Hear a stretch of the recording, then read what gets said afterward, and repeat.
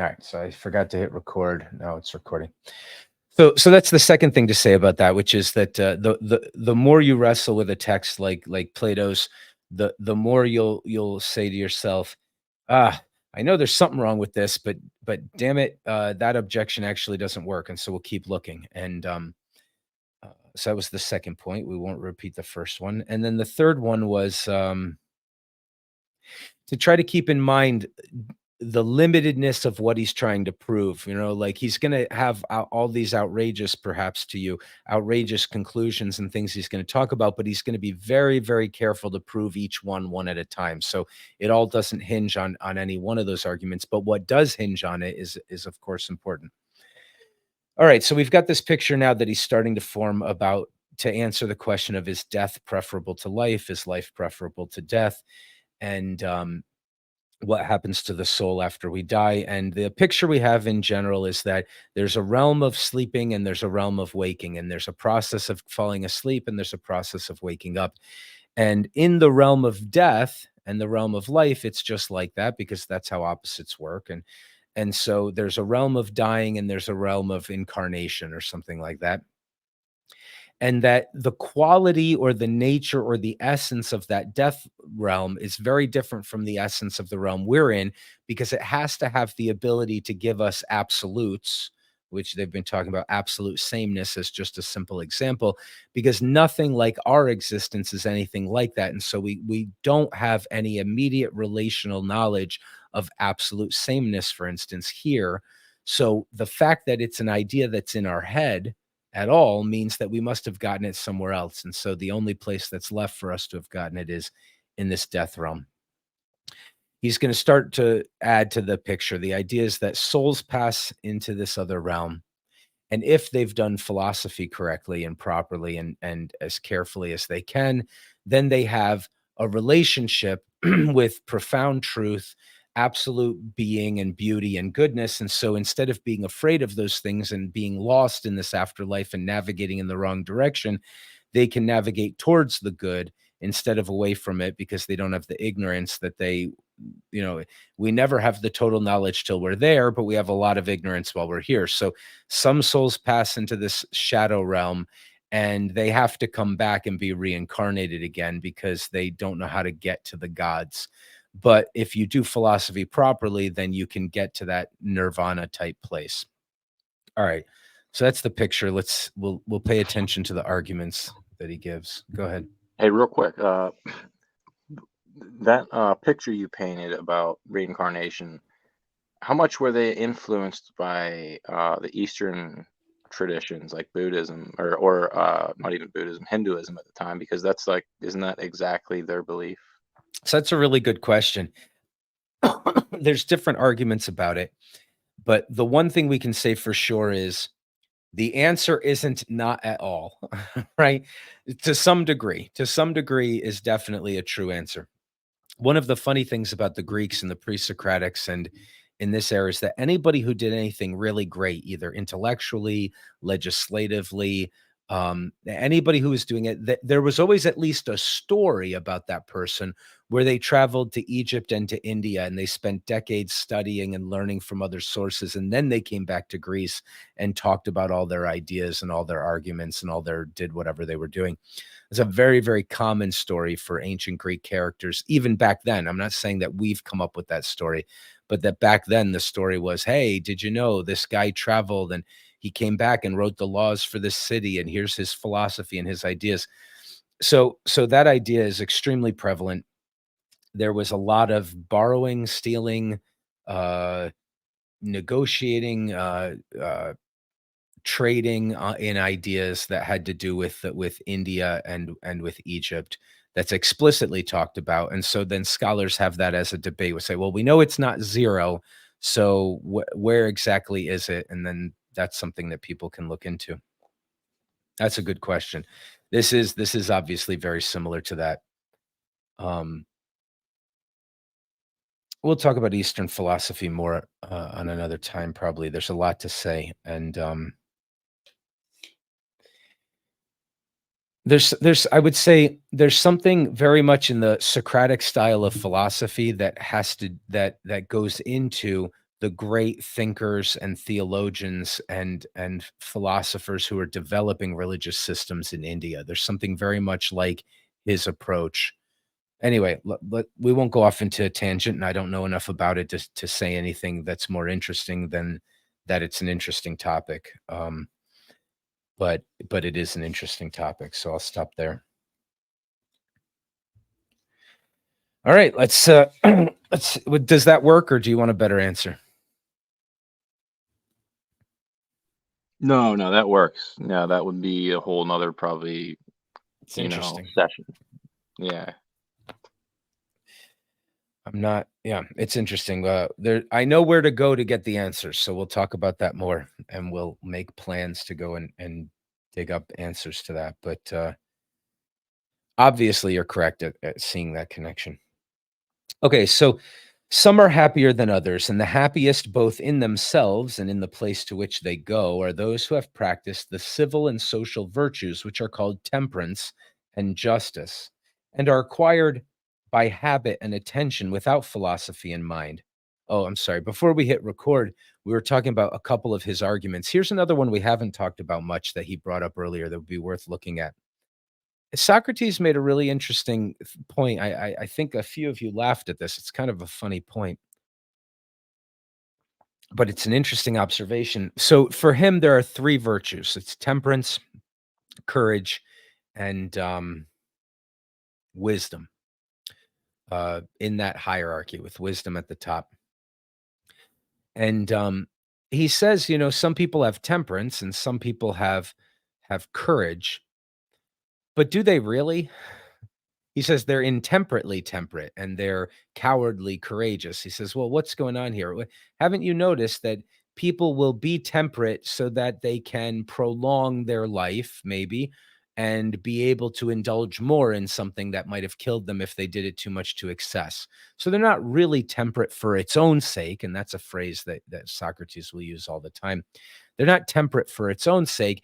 It's that, they have other things they also want to engage in to a larger degree, and so getting drunk all the time would stop them from engaging in those. But their motivation on a basic level of their relationship to pleasure and pain is exactly the same as if they simply just did intravenous heroin until they died. I mean, there's no qualitative at base difference between why it is they're doing their temperance. It's still wisdom, it's still a virtue, but the way they got to it wasn't a profounder way than that. And then he says the same of courage. It's like, well, people will be courageous, but only because they're afraid of looking like cowards, or because the general will kill them if they don't march into battle, or something like that.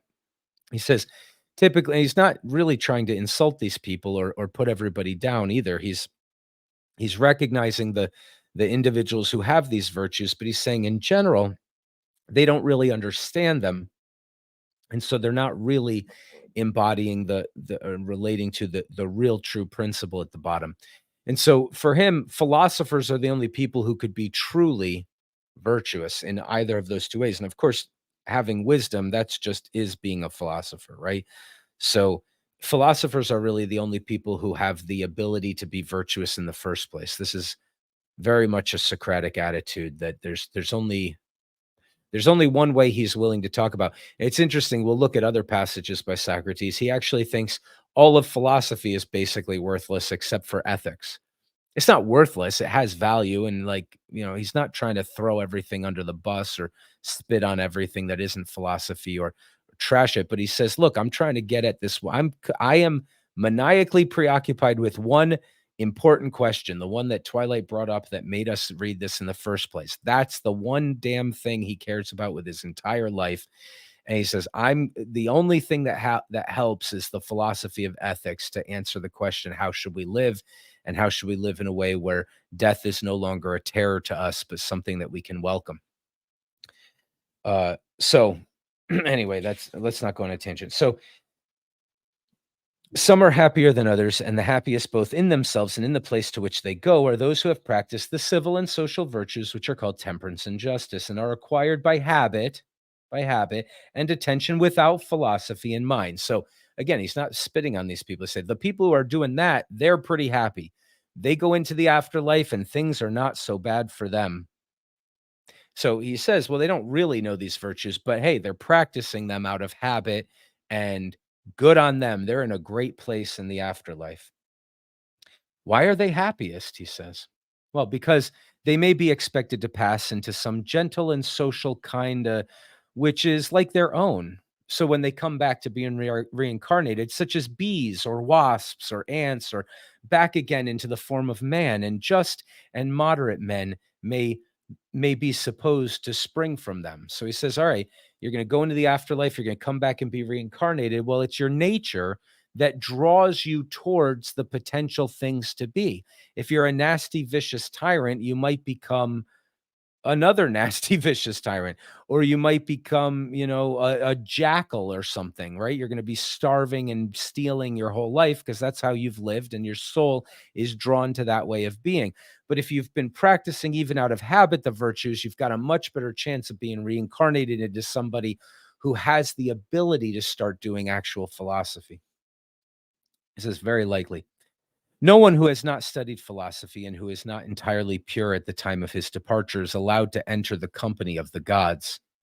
So it's a high standard, entirely pure, done philosophy properly, then you don't have to be reincarnated. But the lover of knowledge only, and this is the reason, Sumius and Sebes, why the true votaries of philosophy abstain from all fleshly lusts, right? So they don't hate the body just for the sake of hating the body. They understand that the body is the thing that's connected to this being a live realm, which means it's connected to the thing that is somewhat distanced from the gods. So, because they're true philosophers, they're looking for the ultimate good and the ultimate beauty, and they want that. That's why they try to not tie themselves to this earth through lusts and fleshly things. They hold out against them and refuse to give themselves up to them, not because they fear poverty or the ruin of their families, like the lovers of money and the world in general, nor like the lovers of power and honor, because they dread the dishonor or disgrace of evil deeds. No, Socrates, that would not become them, said Sebes. No, indeed, he replied, and therefore they who have any care of their own souls and do not merely live molding and fashioning the body, say farewell to all of this, to all this. They will not walk in the ways of the blind. And when philosophy offers them purification and release from evil, they feel that they ought not to resist her influence, and whither she leads, they turn and follow. What do you mean, Socrates? I will tell you, he said, the lovers of knowledge are conscious that the soul was simply fastened and glued to the body. Until philosophy received her, she could only view real existence through the bars of the prison and not in and through herself. She was wallowing in the mire of every sort of ignorance, and by reason of lust had become the principal accomplice in her own captivity. This was her original state. And then, as I was saying, and as the lovers of knowledge are well aware, philosophy, seeing how terrible was her confinement, of which she was to herself the cause, received and gently comforted her and sought to release her, pointing out that the eye and the ear and the other senses are full of deception, and persuading her to retire from them and abstain from all but the necessary use of them, and being gathered up and collected into herself, bidding her trust in herself and her own pure apprehension of pure existence, and to mistrust whatever comes to her through other channels and is subject to variation. For such things are visible and tangible. But what she sees in her own nature is intangible and invisible. And the soul of the true philosopher thinks that she ought not to resist this deliverance, and therefore abstains from pleasures and desires and pains and fears, and as far as she is able, reflecting that when a man has great joys or sorrows or fears or desires, he suffers from them, not merely the sort of evil which might be anticipated, as, for example, the loss of his health or property, which he has sacrificed to his lusts, but an evil greater far, which is the greatest and worst of all evils, and one of which he never thinks. All right, we'll read that sentence again, but let's pause for a second. We're starting to get a bigger picture here now of not just the afterlife being about absolutes, but about the idea that the philosopher accesses absolutes, things that are nothing like the quality of this temporal and limited that he's much maligning and feeling like disdain for. The things that can fool you, the optical illusions, your feelings, the way that you twist what you see into something else, and you're just hopelessly lost behind these bars of everything not really being what's really there. He says, gently, the soul says to herself, to heck with this. What if we started persuading the individual that I'm inside of, right? This soul says, what if I started to persuade him that these things are pointless, that they are foolish, that they are an illusion, and then give him something of what the soul recognizes as real, which are like these absolutes, these things that are nothing like the temporal and the limited and the qualified. And then if he's a philosopher, he'll start to gravitate towards that and then resist and be even run away from, be totally uh he'll find totally disdainful and antithetical to his purposes everything that normally fools and tricks and traps mankind. Okay. So then he says, and avoid an even worse evil. What is it, Socrates? Said Cebes.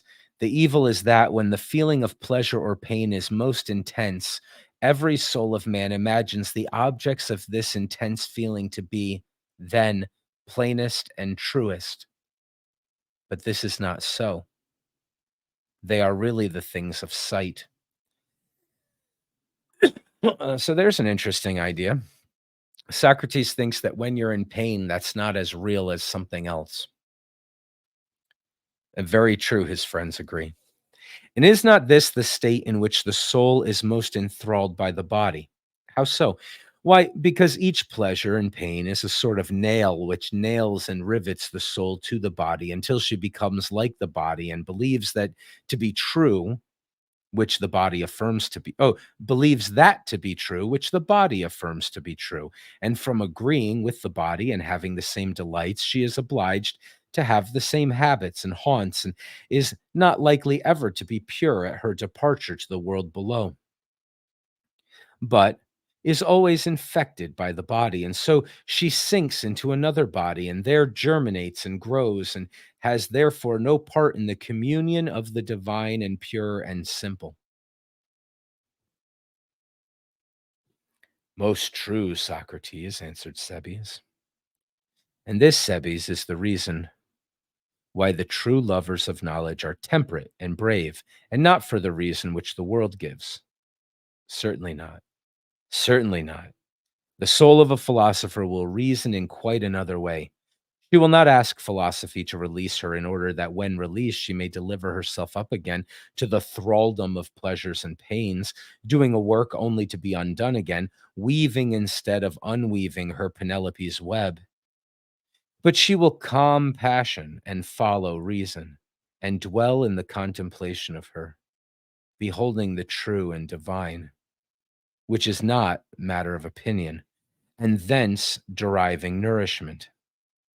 Thus she seeks to live while she lives, and after death she hopes to go to her own kindred and to that which is like her, and to be freed from human ills. Never fear, Simmias and Cebes, that a soul which has been thus nurtured and has had these pursuits will at her departure from the body be scattered and blown away by the winds and be nowhere and nothing.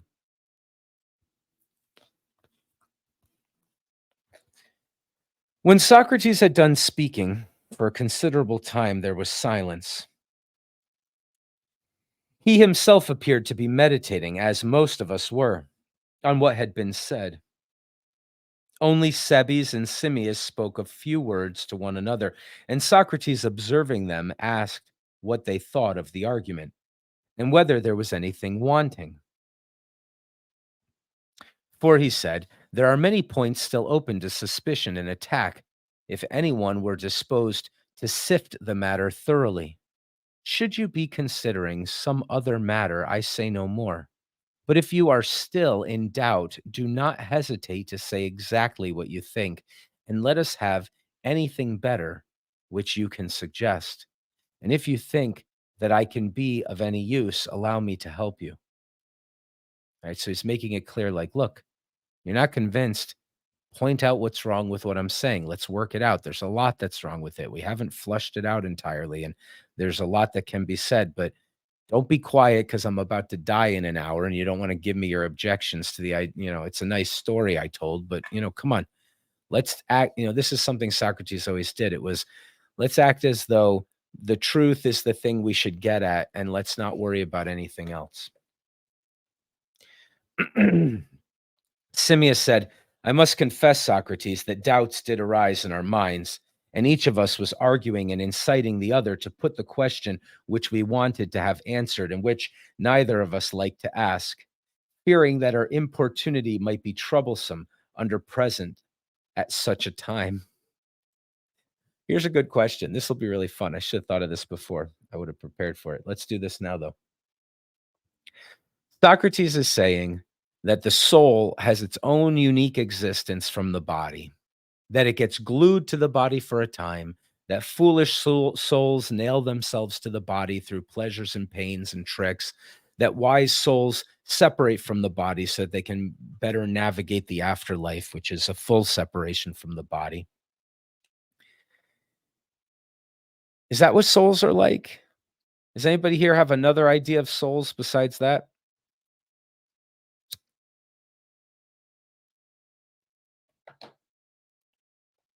Let's say we were totally convinced by all his other arguments that if the soul is like that we'd have to say, well, certainly we're immortal. Certainly we go on this journey. Like, let's imagine that all of that stuff was convincing and just say, is the soul like a ghost version of you? Is that its relationship to the body? It doesn't need the body. It's just glued to it temporarily.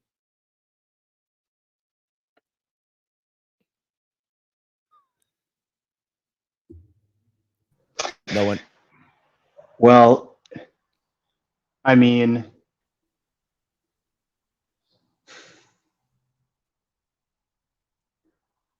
there is a body without a soul, right? But it's not alive. Right. So Okay. there is a distinct difference between someone who's dead and who's alive. You see somebody who's dead or someone who's just passed, you say, I don't even recognize them. It doesn't even look, like them. For an example. Yeah. So you're affirming the idea that clearly the soul is like, you look into a body that's alive and you see that there's some soulness to it. And when the body dies, it's like that guy's not there anymore.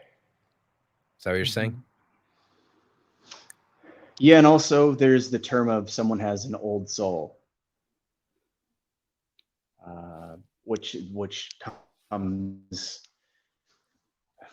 to mind. So is it glued? I guess it's one way to put it. But you agree with the general idea that it's uniquely different. The vessel. Yeah. Okay. Fine. Yeah. Fine. Yes. So okay. Good. I should have prepared for this and be more careful in the way I'm saying it. Absolutely. So you agree with Socrates? The soul, that's there. The body's there. Maybe it's in it as a vessel. What metaphor we use might, glue might not be the best one or whatever. But you agree with the basic premise that there's a soul person and there's a body person. That you're these two things, and that the body is a temporal thing that's not going to last, but also what's really you or what's significantly you in some ways, at least, doesn't really need the body.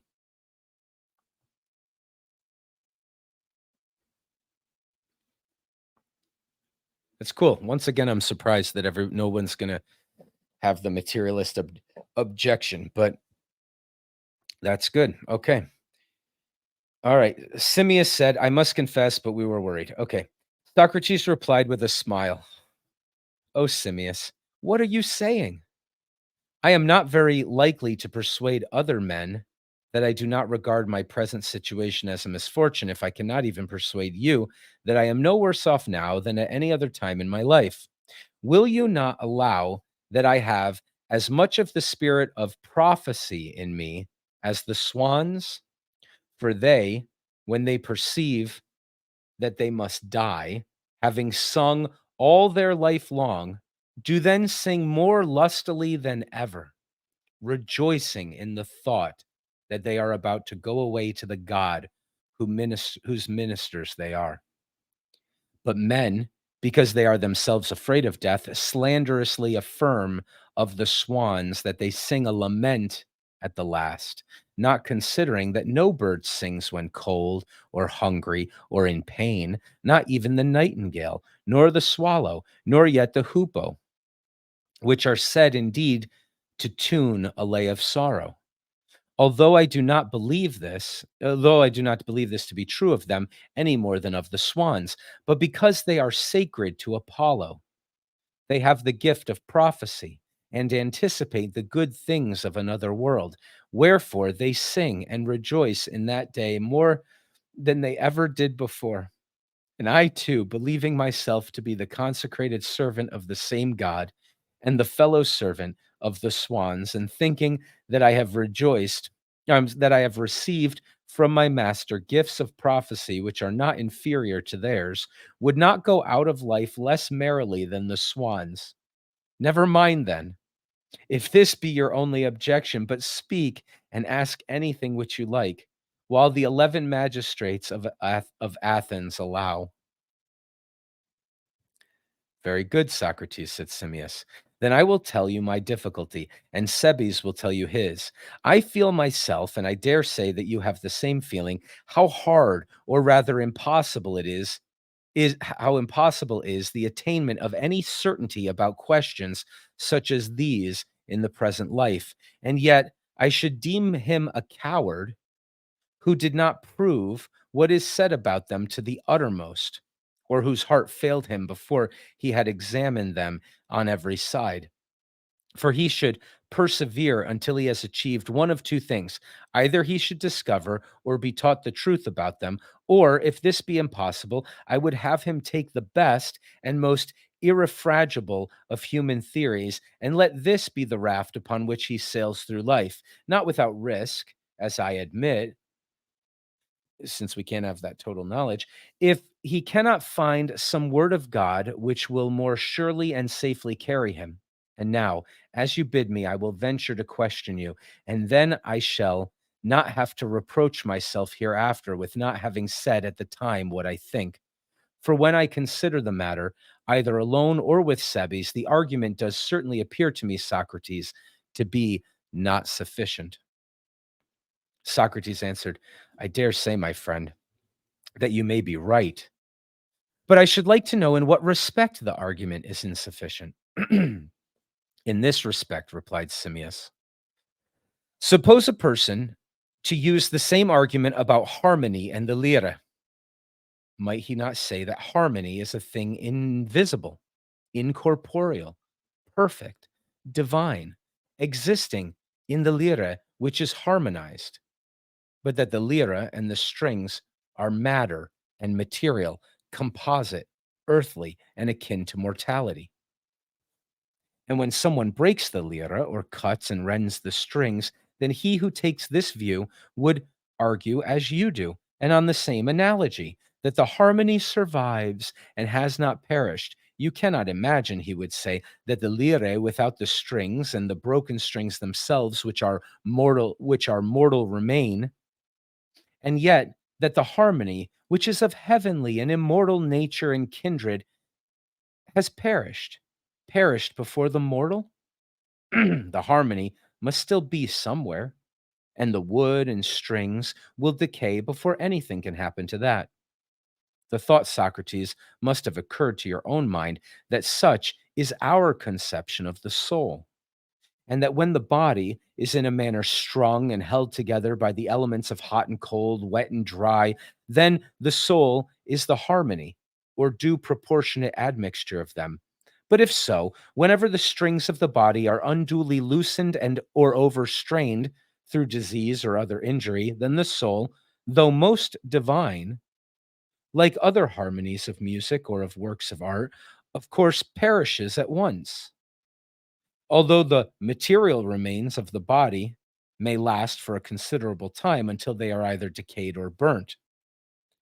And if anyone maintains that the soul, being the harmony of the elements of the body, is first to perish, is that which is called in that which is called death, how should we answer him?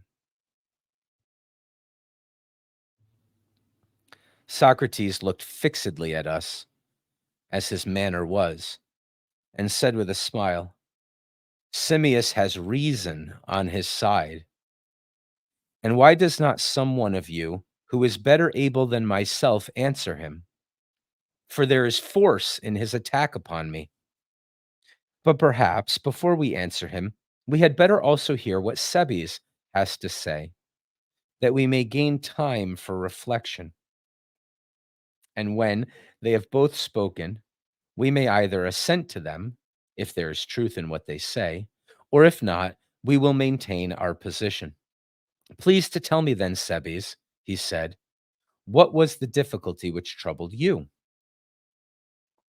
Sebes said, I will tell you.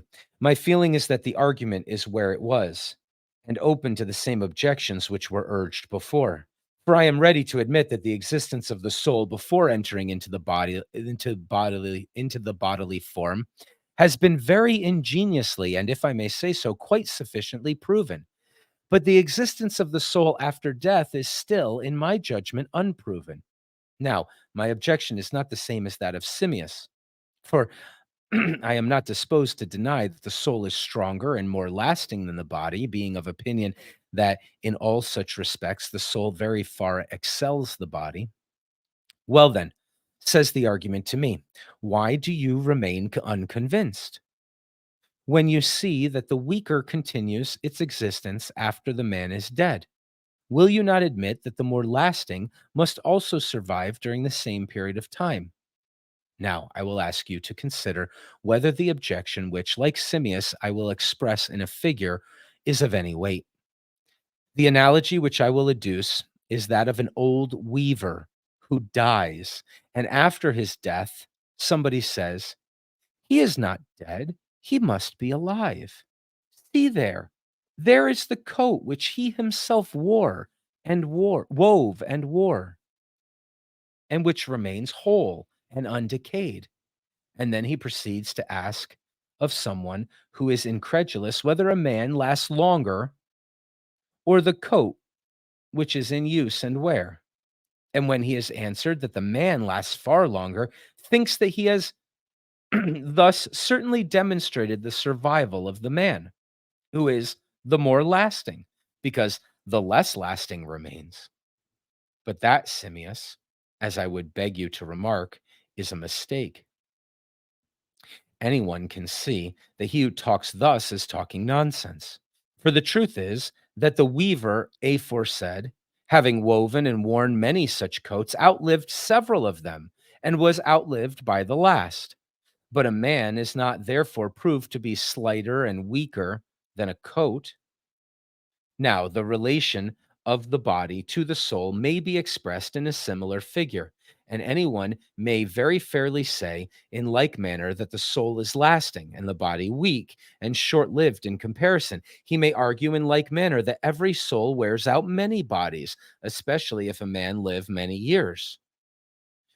While he is alive, the body deliquesces and decays, and the soul always weaves another garment and repairs the waste. But of course, whenever the soul perishes, she must have on her last garment, and this will survive her.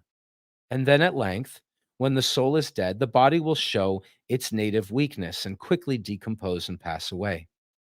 I would therefore rather not rely on the argument from superior strength to prove the continued existence of the soul after death. For granting even more than you affirm to be possible, and acknowledging not only that the soul existed before birth, but also that the souls of some exist and will continue to exist after death, and will be born and die again and again, and that there is a natural strength in the soul which will hold out and be born many times. Nevertheless, we may be still inclined to think that she will weary in the labors of successive births, and may at last succumb in one of her deaths and utterly perish. And this death and dissolution of the body, which brings destruction to the soul, may be unknown to any of us, for no one of us can have any can have had any experience of it. And if so, then I maintain that he who is confident about death has but a foolish confidence, unless he is able to prove that the soul is altogether immortal and imperishable. But if he cannot prove the soul's immortality, he who is about to die will always have reason to fear that when the body is disunited, the soul also may utterly perish. All of us, as we afterwards remarked to one another, had an unpleasant feeling at hearing what they said.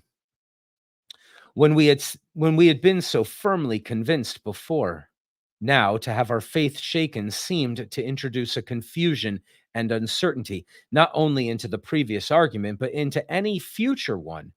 Either we were incapable of forming a judgment, or there was no grounds of belief. There were no grounds of belief. Remember, this is all. Oh, sorry.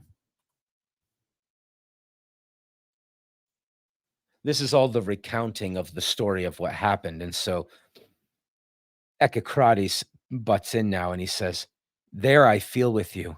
By heaven, I do. Phaedo, and when you were speaking, I was beginning to ask myself the same question. What argument can I ever trust again? For what could be more convincing than the argument of Socrates, which has now fallen into discredit? That the soul is a harmony is a doctrine which has always had a wonderful attraction for me, and when mentioned, came back to me at once as my own original conviction. And now I must begin again and find another argument which will assure me that when the man is dead, the soul survives. Tell me, I implore you, how did Socrates proceed? Did he appear to share the unpleasant feeling which you mention, or did he calmly meet the attack? And did he answer forcibly or feebly? Narrate what passed as exactly as you can." Often, Echecrates, I have wondered at Socrates, but never more than on that occasion. That he should be able to answer was nothing.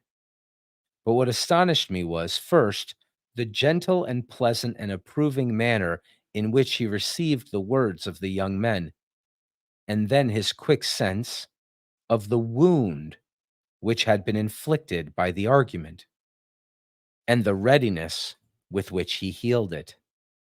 He might be compared to a general rallying his defeated and broken army, urging them to accompany him and return to the field of argument. What happened? You shall hear, for I was close to him on his right hand, seated on a sort of stool, and he on a couch which was a good deal higher. He stroked my head and pressed my hair upon my neck. He had a way of playing with my hair, and then he said, "Tomorrow, Phaedo, I suppose that these fair locks of yours will be severed." "Yes, Socrates, I suppose that they will," I replied. "Not so, if you will take my advice." "What shall I do with them?" I said. "Today," he replied, "and not tomorrow. If this argument dies and we cannot bring it to life again, you and I will both shave our locks. And if I were you, and the argument got away from me, and I could not hold my ground against Simmias and Sebes, I would myself take an oath, like the Argives, not to wear hair any more until I had renewed the conflict and defeated them." "Yes," I said, "but Heracles himself has said not to be a match for two." "Summon me then," he said, "and I will bring your Iolas until the sun goes down." "I summon you rather," I rejoined, "not as Hercules summoning Iolus, but as Iolus might summon Heracles." "That will do as well," he said. "But first, let us take care that we avoid a danger." "Of what?" I said. "Lest we become Misologists, he replied. No worse thing can happen to a man than this. For as there are misanthropes and haters of men, there are also misologists or haters of ideas, and both spring from the same cause, which is ignorance of the world. Misanthropy arises out of the too great confidence of inexperience. You trust a man and think him altogether true and sound and faithful, and then, in a little while, he turns out to be false and knavish. And then another and another. And when this has happened several times to a man, especially when it happens among those whom he deems to be his own most trusted and familiar friends, and he has often quarreled with them, he at last hates all men and believes that no one has any good in him at all. You must have observed this trait of character. I have. And is not the feeling discreditable? Is it not obvious that such an one, having to deal with another man, was clearly without any experience of human nature, for experience would have taught him the true state of the case, that few are the good and few the evil, and that the great majority are in the interval between them. What do you mean? I said. I mean, he replied, as you might say of the very large and the very small, that nothing is more uncommon than a very large or very small man. And this applies generally to all extremes, whether of great and small, or swift and slow, or fair and foul, or black and white. And whether the instances you select be men or dogs or anything else, few are the extremes, but many are in the mean between them. Did you never observe this? Yes, I said, I have. And do you not imagine, he said, that if there were a competition in evil, the worst would be found to be very few? Yes, that is very likely, I said. Yes, that is very likely, he replied. Although, in this respect, arguments are unlike men. There I was led on by you to say more than I had intended. But the point of comparison was that when a simple man who has no skill in dialectics believes an argument to be true, which he afterwards imagines to be false, whether really false or not, and then another and another, he has no longer any faith left. And great disputers, as you know, come to think at last that they have grown to be the wisest of mankind, for they alone perceive the utter unsoundness and instability of all arguments, or indeed of all things, which, like the currents of the Euripus, are going up and down in never ceasing ebb and flow. That is quite true, I said. Yes, Phaedo, he replied. And how melancholy, if there be such a thing as truth or certainty or possibility of knowledge, that a man should have lighted upon some argument or other which at first seemed true and then turned out to be false, and instead of blaming himself and his own want of wit because he is annoyed, should at last be too glad to transfer the blame from himself to arguments in general, and forever afterwards should hate and revile them and lose truth and the knowledge of realities. Yes, indeed, I said. That is very melancholy. Let us then, in the first place, he said, be careful of allowing or of admitting into our souls the notion that there is no health or soundness in any arguments at all.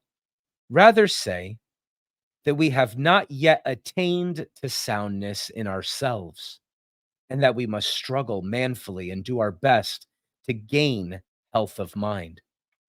You and all other men having regard to the whole of your future life, and I myself in the prospect of death. For at this moment I am sensible that I have not the temper of a philosopher. Like the vulgar, I am only a partisan.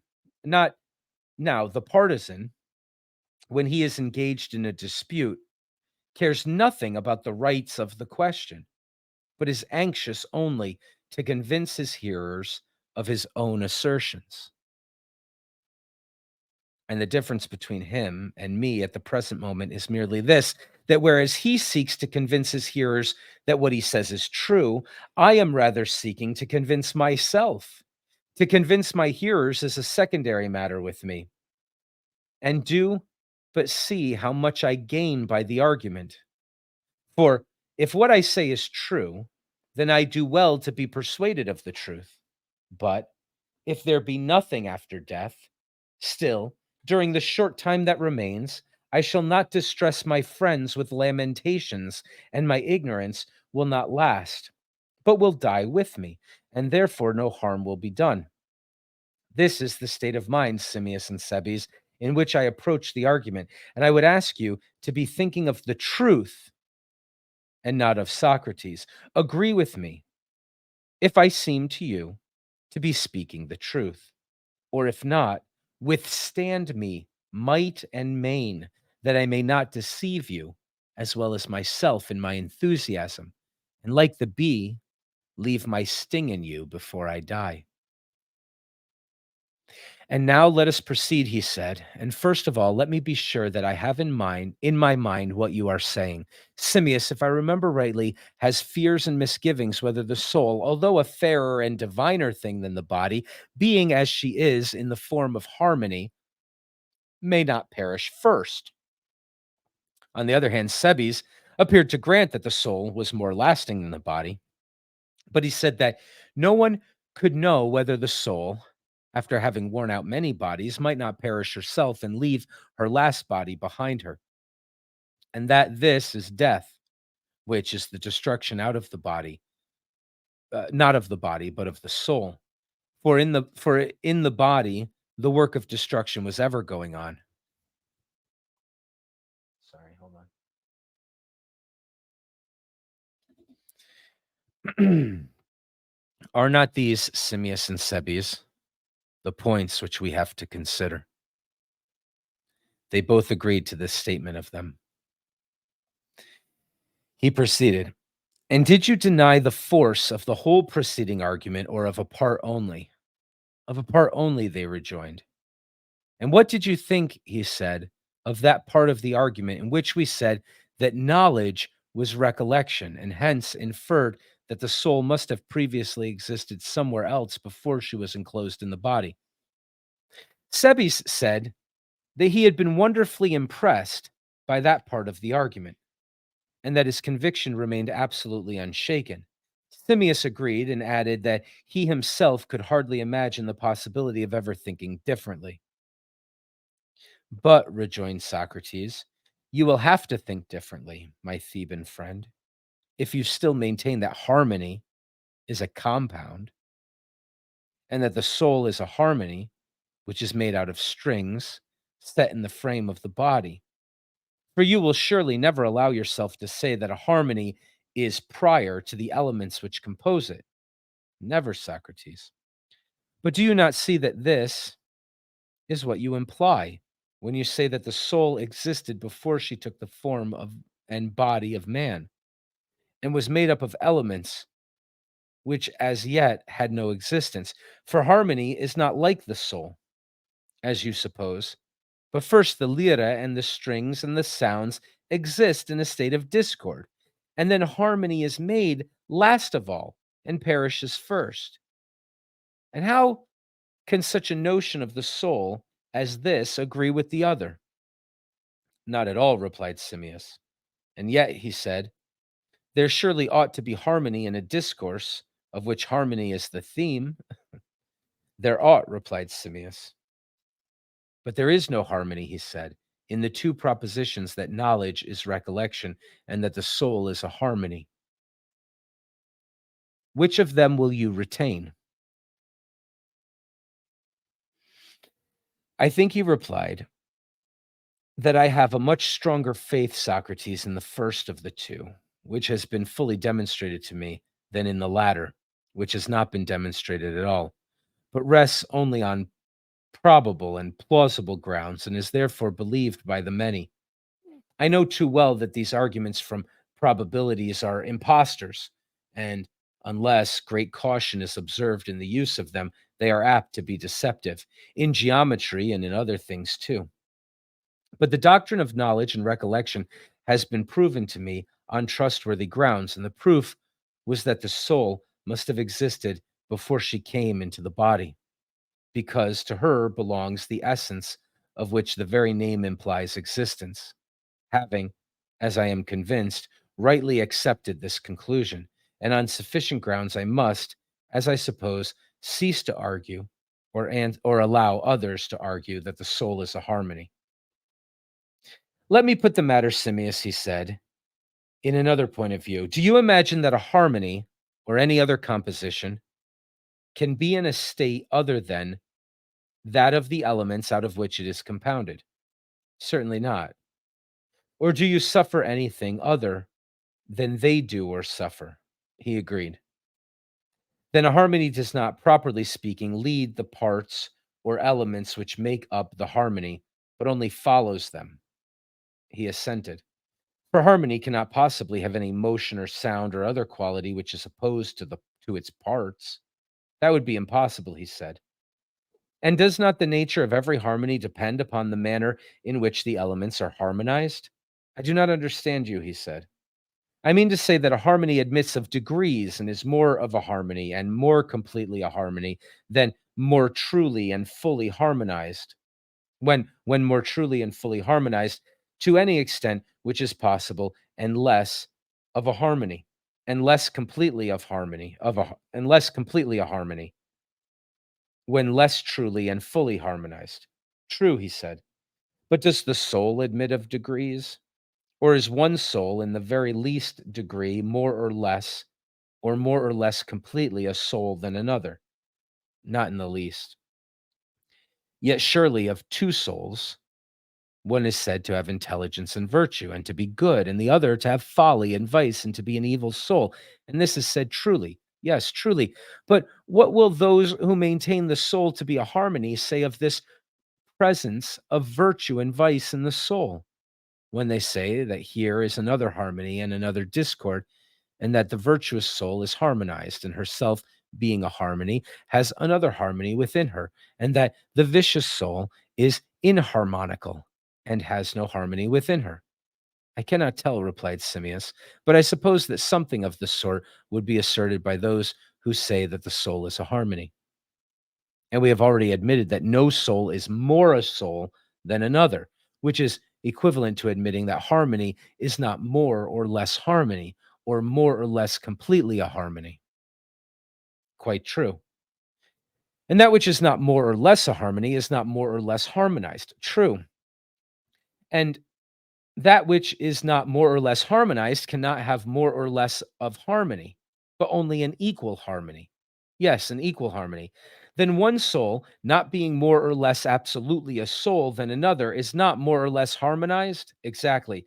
And therefore has neither more nor less of discord, nor yet of harmony. She has not. And having neither more or less of harmony or of discord, one soul has no more vice or virtue than another, if vice and discord be and virtue be harmony. If vice be discord and virtue harmony. Not at all more. Or speaking more correctly, Simmias, the soul, if she is a harmony, will never have any vice, because a harmony, being absolutely a harmony, has no part in the inharmonical. No. And therefore, a soul which is absolutely a soul has no vice. Okay. We're going to get to the end of this and then we're going to talk about it in a minute. How can she have if the previous argument holds? Then, if all souls are equally, by their nature, souls, all souls of all living creatures will be equally good. I agree with you, Socrates, he said. And can all this be true, think you? He said. For these are the consequences which seem to follow from the assumption that the soul is a harmony. It cannot be true. Once more, he said, what ruler is there of the elements of human nature other than the soul, and especially the wise soul? Do you know of any?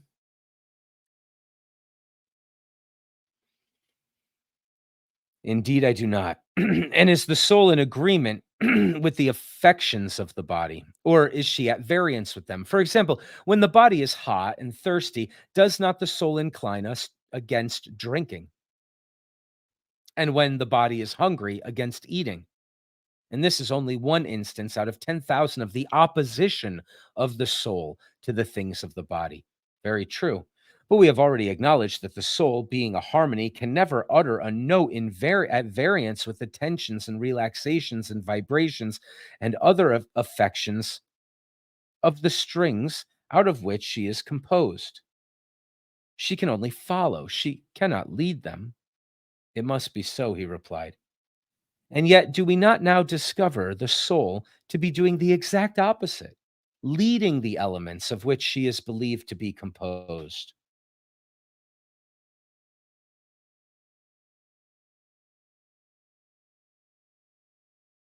Almost always a person in gymnastics, then again more gently, now threatening, now admonishing the desires, passions, fears, as if talking to a thing which is not herself, as Homer in the Odyssey represents Odysseus doing in the words.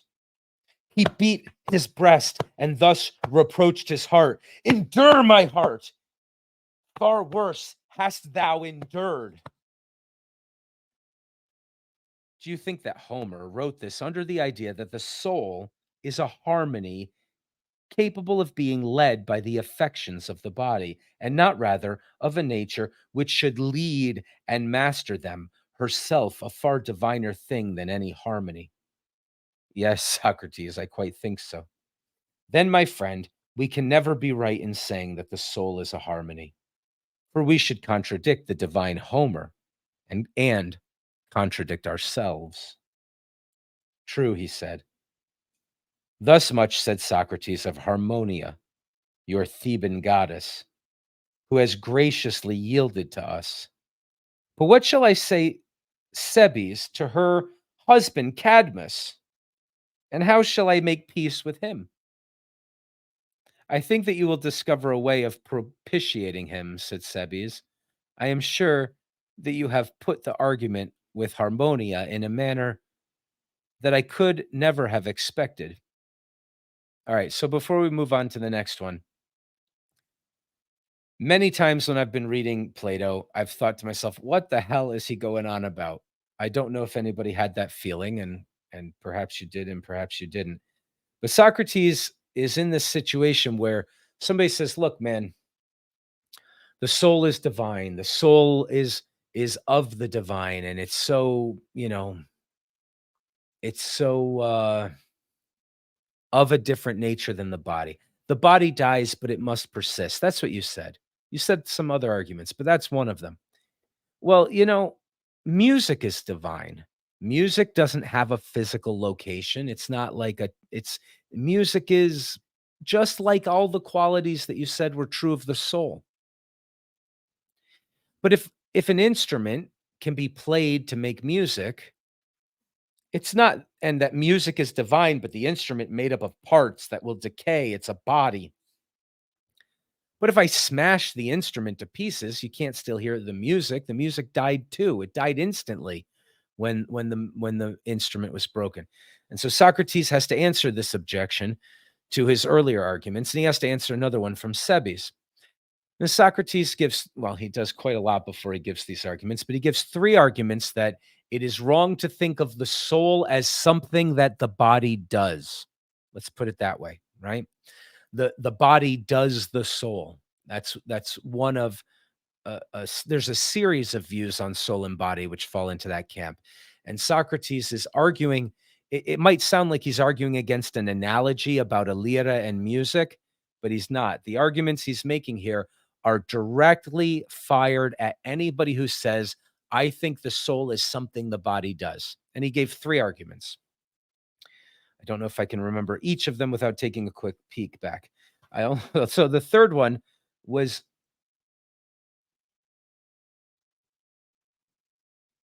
I don't want to do them out of order. Okay, so one of them is that the soul is in opposition to the body, right? If like, how can it be that the soul is something the body is doing if the soul is reproaching the body?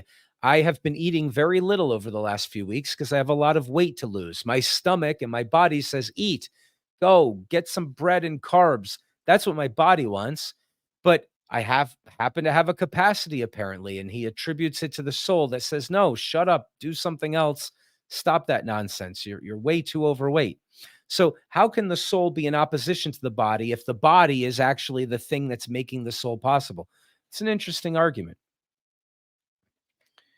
There are answers, right? We're not trying to end the conversation there, but that's an interesting argument. That's a pretty good smash. Um, then it was the one about degrees, right? So we say, okay, well, wait a minute. Something could be more harmonized or less harmonized, but that's not true of souls. Now, this is important because it goes right back to the core thing that they agreed with Socrates on, that you guys are finding less convincing, which is this idea that the soul exists before birth. But it's not that he has to agree that the soul exists before birth. It's how they came to that conclusion. And the way they came to that conclusion. So I don't know if I've ever heard anybody point this out before, but Descartes is pretty derivative. That's an insult that I shouldn't have said. Descartes is doing he's reviving what Socrates was doing in that tradition really brilliantly and really beautifully. But that's the core of Descartes' argument, which we'll get to at some point. But Socrates is making this argument multiple times. He's saying, essentially, he's saying, you can get in touch with the nature of your soul. And the nature of your soul is nothing like anything physical and temporal and composite and mortal. It's not like that.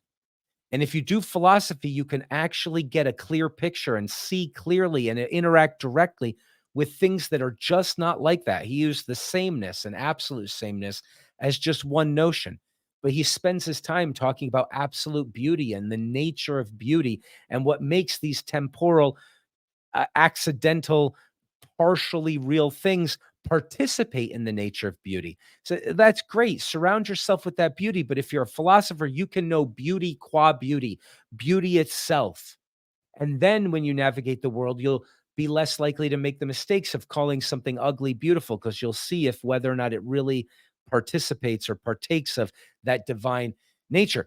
So he has conversations about these other things, but the point is that the soul, the quality of the soul is that it's something that's not like anything that is in this matrix, right? The simulation that we're in is all of one quality, and none of it is like something that I bring into that simulation. And because of that, he was making arguments of what the afterlife must be like. It's also the before life as well as the afterlife. And so he's getting to know indirectly things that are outside this existence, outside the matrix. He's getting to know potentially qualities of, or let's say attributes of the divine nature through understanding the part of himself that participates in that nature. And one of the things that he knows about the soul, and that they all agree, and maybe based on other dialogues that they've had, but that they've all completely agreed with, is the idea that there's an absoluteness to this. There's something that doesn't, it's not just holding itself together. It's fucking here and it's not going away. And that's what its nature is. And so he uses that fact, that understanding of his, to say, look, that's not what harmony is like. You can have better music and less good music. You can have more in tune music and out of tune music. So it exists in degrees, but you would never say of a person that he was more of a person or less of a person. You wouldn't say he has more soul or less soul. You might say his soul is evil. You might say it's aimed in the wrong direction. You might say it's corrupted, but even as it's corrupted, it isn't less of a soul. It's still just a simple. We skipped past this earlier, but he mentioned pure and divine, and then he threw in the word simple, and that's an interesting word because that's a word that carries a lot of weight with it, and it's easy to skip over. What he means by simple is that it's not composite. Okay. You either have a soul or you don't have a soul. It's a 1 or a 0. It's not partial soul or something like that. That's what simple means. The medieval philosophers who are trying to understand the nature of God had that as one of his attributes. Is that he doesn't have a left side and a right side. It's it's just that. And so the soul is that. And so that's part of his argument that, well, you must be misunderstanding it if you think it's something the body does, because the body is composite and it's to some degree getting organized in a way to make something beautiful, or it's in less a degree making something more discordant. But that's not the soul. Whatever that's doing, the soul is just there or it's not. That's the nature of soul that he's found through introspection and through argument and through reason and through other conversations that they've had. So those are two of his arguments here. The first one was what?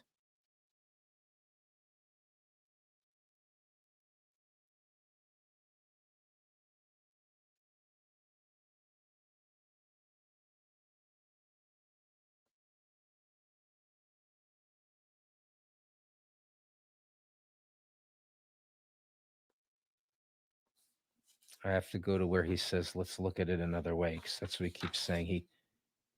Oh yeah, let me put the matter simus, he said, in another way. So I have to go behind that. Okay. His first argument was,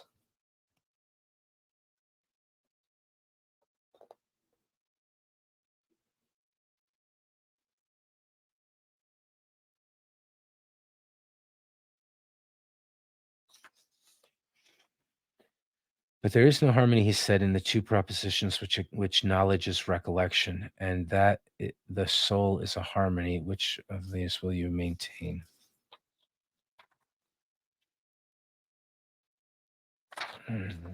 Trying to remember the first argument. Sorry.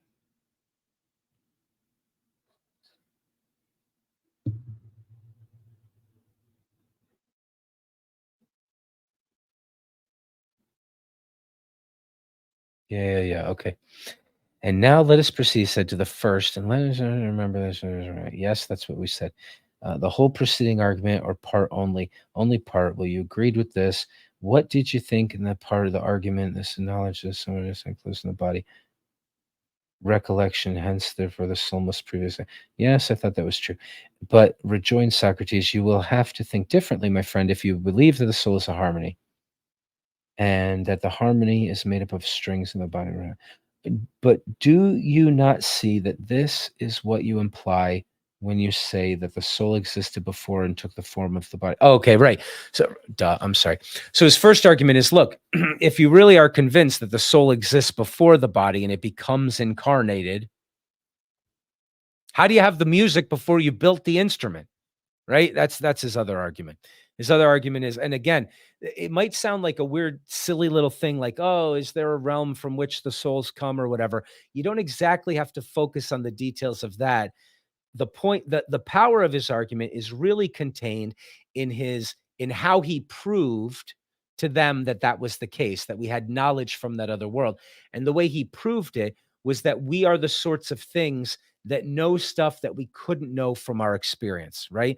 So you don't have to believe in a realm. In fact, it's obviously metaphorical, as Path pointed out, I think before we hit record, that he can't possibly be describing literally this other world, because it's all temporal and walking from place to place, and none of that has anything to do with this absolute nature that he's talking about. So it's all metaphorical. uh we don't, we don't have to believe in a bubblegum machine where souls come flying out and maybe find a body or something, right? It just isn't like that. What the core of the idea is that you as a soul, as a personage, have access to absolutes, have access to things that are of the nature of infinity and divinity. Nothing around you is like that. Nothing around you is like that. Most of you is not like that. Your body is composite. Everything else is temporal and coming in and going out of existence. Everything is like that.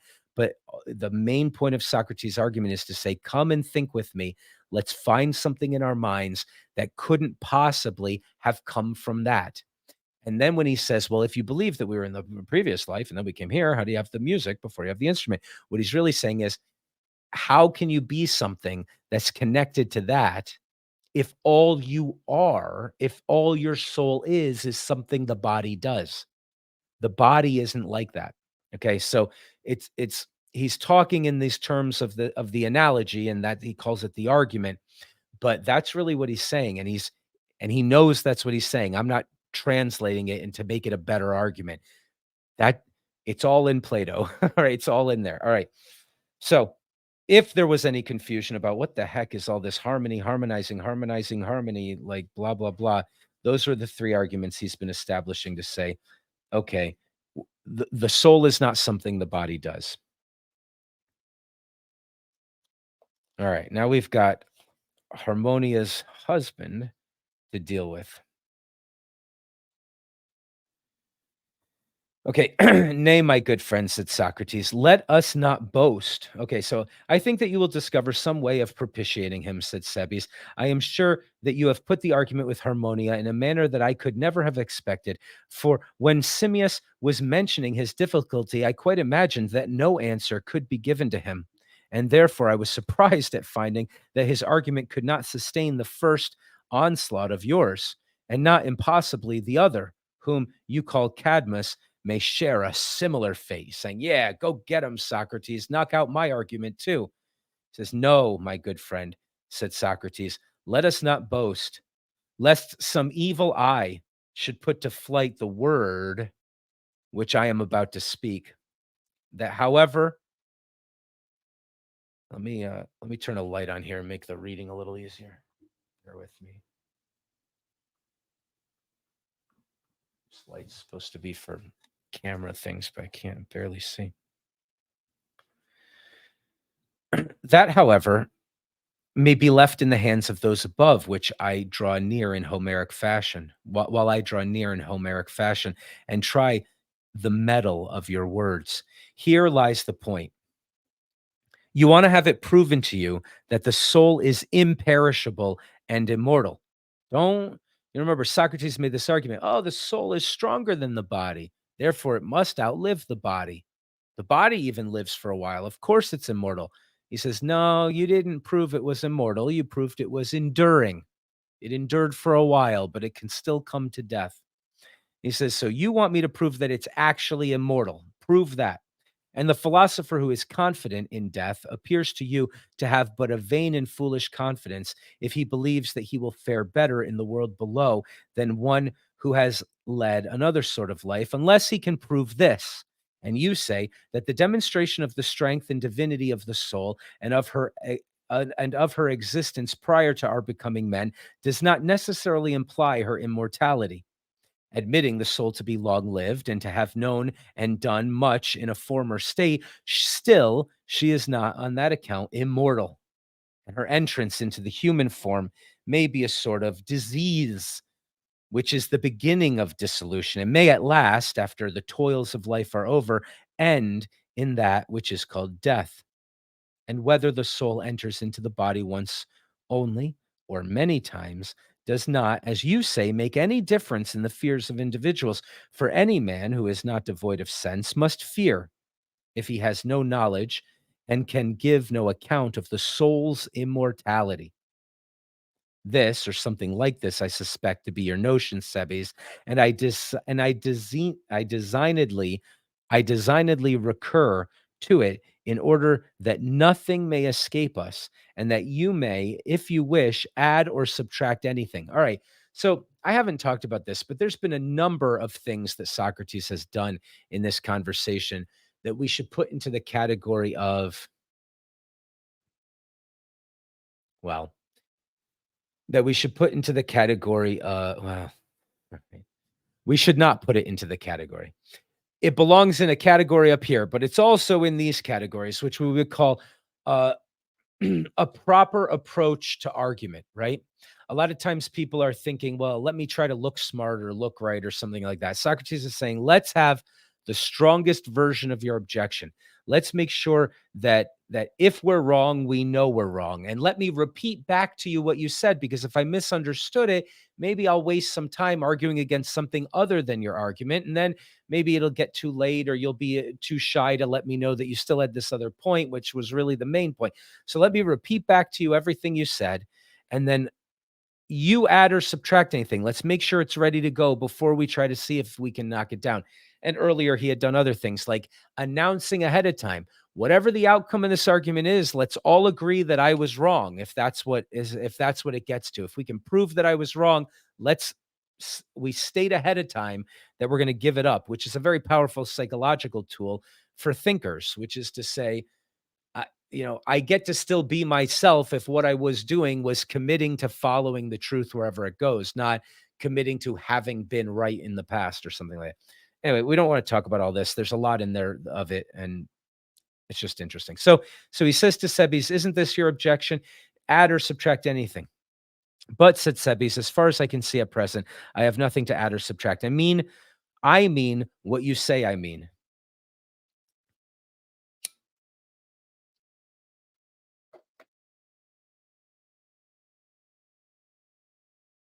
Socrates paused a while and seemed to be absorbed in reflection.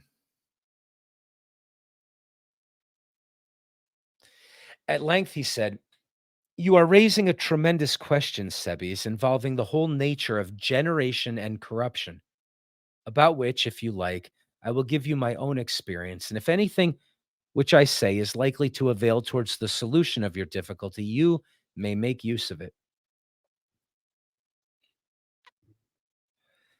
"I should very much like," said Sebes, "to hear what you have to say."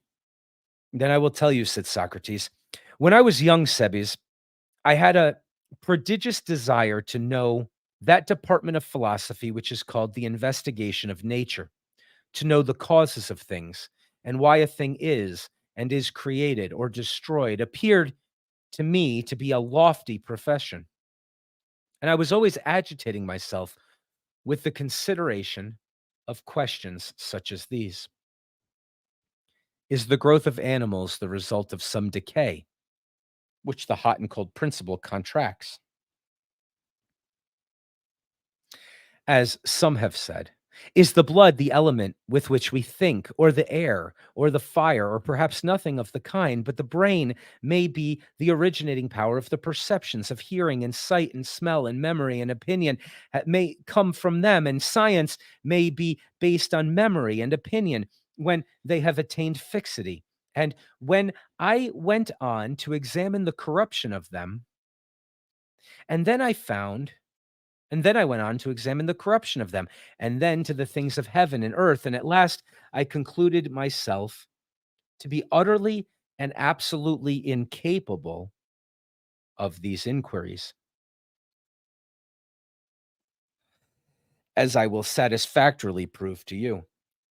For I was fascinated by them to such a degree that my eyes grew blind to things which I had seemed to myself and also to others to know quite well. I forgot what I had before thought self-evident truths. Examples such a fact as that the growth of man is the result of eating and drinking.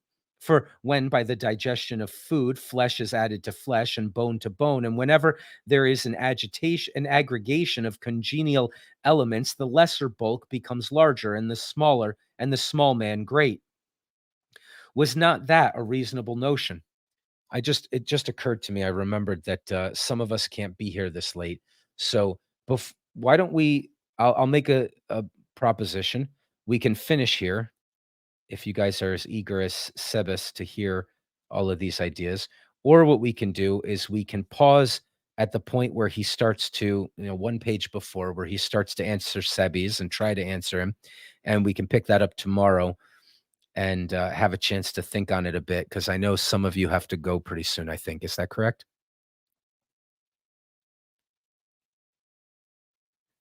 Continue or pause till tomorrow? I'm good to continue. Yeah. We got a continue vote. Continue. Okay. Yeah, that's fine. Okay, great.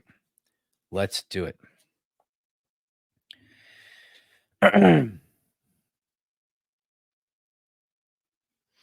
When I went on to examine, I mean, you see what he's saying, right? He's saying something that Twilight was pointing out, that Scott Adams has been pointing out, which is that he's not just saying I'm incapable of understanding the truth of physics. He's saying physics is not giving me answers, right?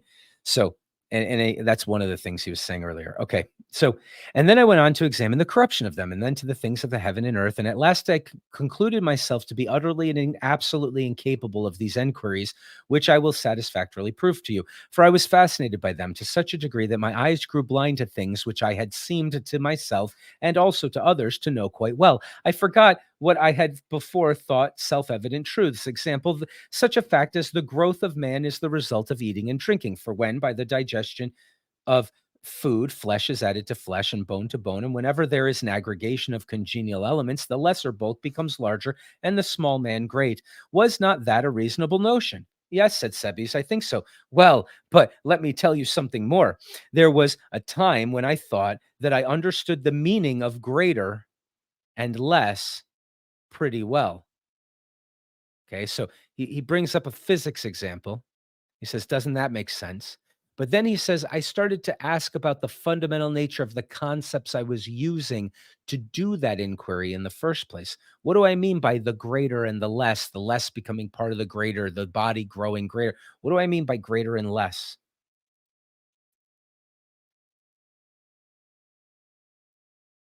And when I saw a great man standing by a little one, I fancied that one was taller than the other by a head or by a horse, or one horse would appear to be greater than another horse. And still more clearly did I seem to perceive that 10 is 2 more than 8, and that 2 cubits are more than 1, because 2 is the double of 1. And what is now your notion of these matters? Said Sebius. I should be far enough from imagining, he replied, that I knew the cause of any of them. By heaven, I should.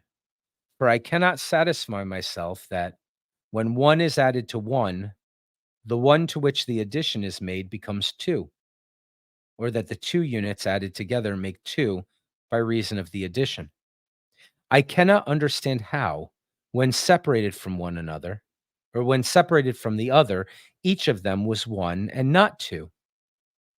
And now, when they are brought together, the mere juxtaposition or meeting of them should be the cause of their becoming two. Neither can I understand how the division of one is the way to make two, for then a different cause would produce the same effect. As in the former instance, the addition and juxtaposition of one to one was the cause of two. In this, the separation and subtraction of one from the other would be the cause. Nor am I any longer satisfied that I understand the reason why one or anything else is either generated or destroyed or is at all. But I have in my mind some confused notion of a new method and can never admit the other. Then I heard someone reading, as he said, from a book of Anaxagoras, that mind was the disposer and cause of all. And I was delighted at this notion, which appeared quite admirable. And I said to myself, if mind is the disposer, mind will dispose all for the best and put each particular in the best place. And I argued that if anyone desired to find out the cause of the generation or destruction or existence of anything, he must find out what state of being or doing is suffering, or suffering was best for that thing. And therefore, a man had only to consider the best for himself and others. And then he would also know the worse, since the same science comprehended both. And I rejoiced to think that I had found in Anaxagoras a teacher of the causes of existence, such as I desired. And I imagined that he would tell me first whether the earth is flat or round, and whichever is true, he would proceed to explain the cause and the necessity of this being so. And then he would teach me the nature of the best and show that this was best. And if he said that the earth was in the center, he would further explain that this position was the best, and I should be satisfied with the explanation given and not want any other sort of cause. And I thought that I would then go on to ask him about the sun and moon and stars, and that he would explain to me their comparative swiftness and their returnings in various states, active and passive, and how all of them were for the best. for I could not imagine that when he spoke of mind as the disposer of them, he would give any other account of their being as they are, except that this was best.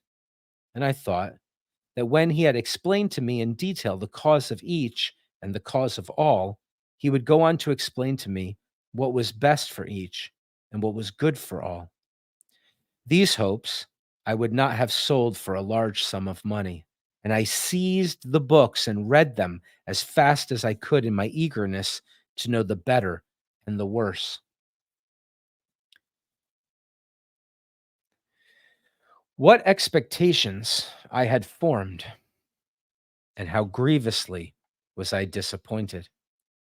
As I proceeded, I found my philosopher altogether forsaking mind or any other principle of order, but having recourse to air and ether and water and other eccentricities. I might compare him to a person who began by maintaining generally that mind is the cause of the actions of Socrates, but who, when he endeavored to explain the causes of my several actions in detail, went on to show that I sit here because my body is made up of bones and muscles, and the bones, as he would say, are hard and have joints which divide them, and the muscles are elastic and they cover the bones, which have also a covering or environment of flesh and skin which contains them, and as the bones are lifted by at their joints by the contraction or relaxation of the muscles, I am able to bend my limbs, and this is why I am sitting here in a curved posture. This is what he would say, and he would have a similar explanation of my talking to you, which he would attribute to sound and air and hearing, and he would assign 10,000 other causes of the same sort, forgetting to mention the true cause, which is that the Athenians have thought fit to condemn me, and accordingly I have thought it better and more right to remain here and undergo my sentence. For I am inclined to think that these muscles and bones of mine would have gone off long ago to Megara or Boeotia. By the dog they would, if they had been moved only by their own idea of what it was best. And if I had not chosen the better and nobler part, instead of playing truant and running away, of enduring any punishment which the state inflicts, there is surely a strange confusion of causes and conditions in all this. It may be said, indeed, that without bones and muscles and the other parts of the body, I cannot execute my purposes. But to say that I do as I do because of them, and that this is the way in which mind acts, and not from the choice of the best, is a very careless and idle mode of speaking. I wonder that they cannot distinguish the cause from the condition, which the many, feeling about in the dark, are always mistaking and misnaming. And thus, one man makes a vortex all round and steadies the earth by the heaven. Another gives the air as a support to the earth, which is a sort of broad trough. Any power which is arranging them as they are arranges them for the best, never enters into their minds. And instead of fixing any superior strength in it, they rather expect to discover another Atlas of the world, who is stronger and more everlasting and more containing than the good. Of the obligatory and containing power of the good, they think nothing. And yet this is the principle which I would fain learn if anyone would teach me. But as I have failed either to discover myself or to learn of anyone else the nature of the best, I will exhibit to you, if you like, what I have found to be the second best mode of inquiring into the cause. I should very like to hear it, he replied. Socrates proceeded.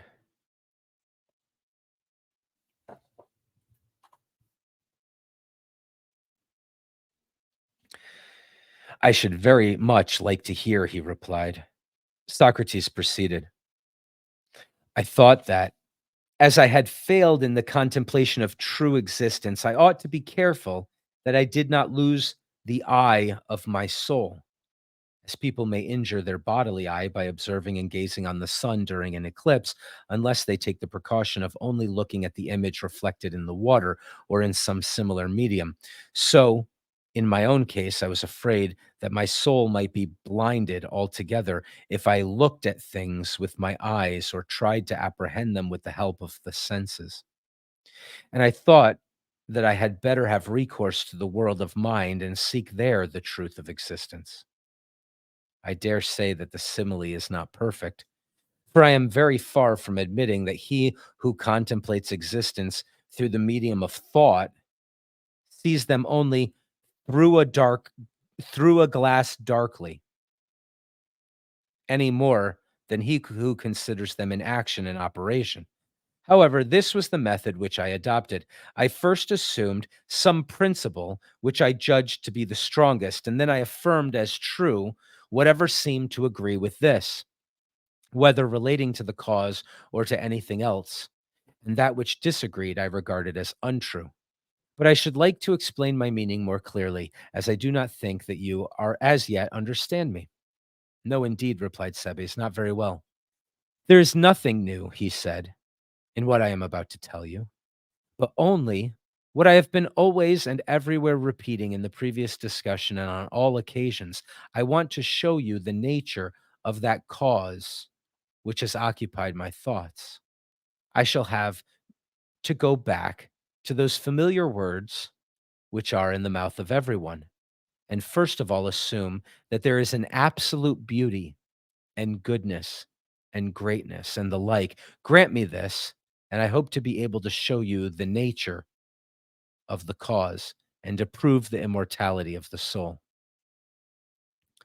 Sebes said, you may proceed at once with the proof, for I grant you this.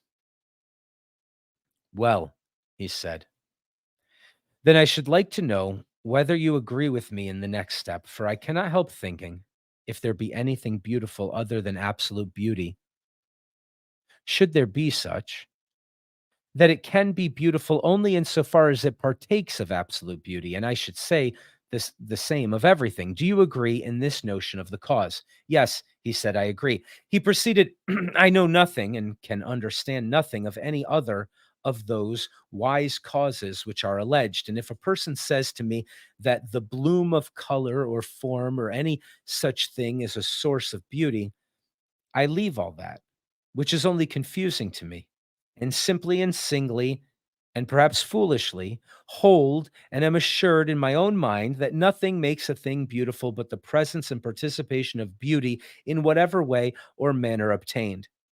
For as to the manner, I am uncertain, but I stoutly contend that by beauty, all beautiful things become beautiful. This appears to me to be the safest answer which I can give, either to myself or to another. And to this I cling in the persuasion that this principle will never be overthrown, and that to myself or to anyone who asks the question, I may safely reply that by beauty, beautiful things become beautiful. Do you not agree with me? I don't know why it keeps kicking you, but here you are. I do, he said. And that by greatness, only great things become great and greater. And by smallness, the less become less. True. Then, if a person were to remark that A is taller than a head by that is taller by a head than B, and B less by a head than A, you would refuse to admit his statement and would stoutly contend that what you mean is only that the greater is greater by and by reason of greatness, and the less is less only by and by reason of smallness. And thus you would avoid the danger of saying that the greater is greater and the less less by the measure of the head, which is the same in both.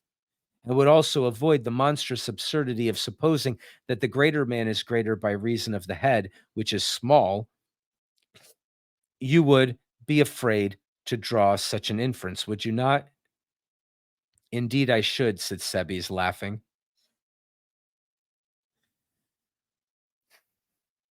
In like manner, you would be afraid to say that 10 exceeded 8 by and by reason of 2, but would say by and by reason of number. Or you would say that 2 cubits exceeded 1 cubit, not by a half, but by multitude. For there is the same liability to error in all these cases.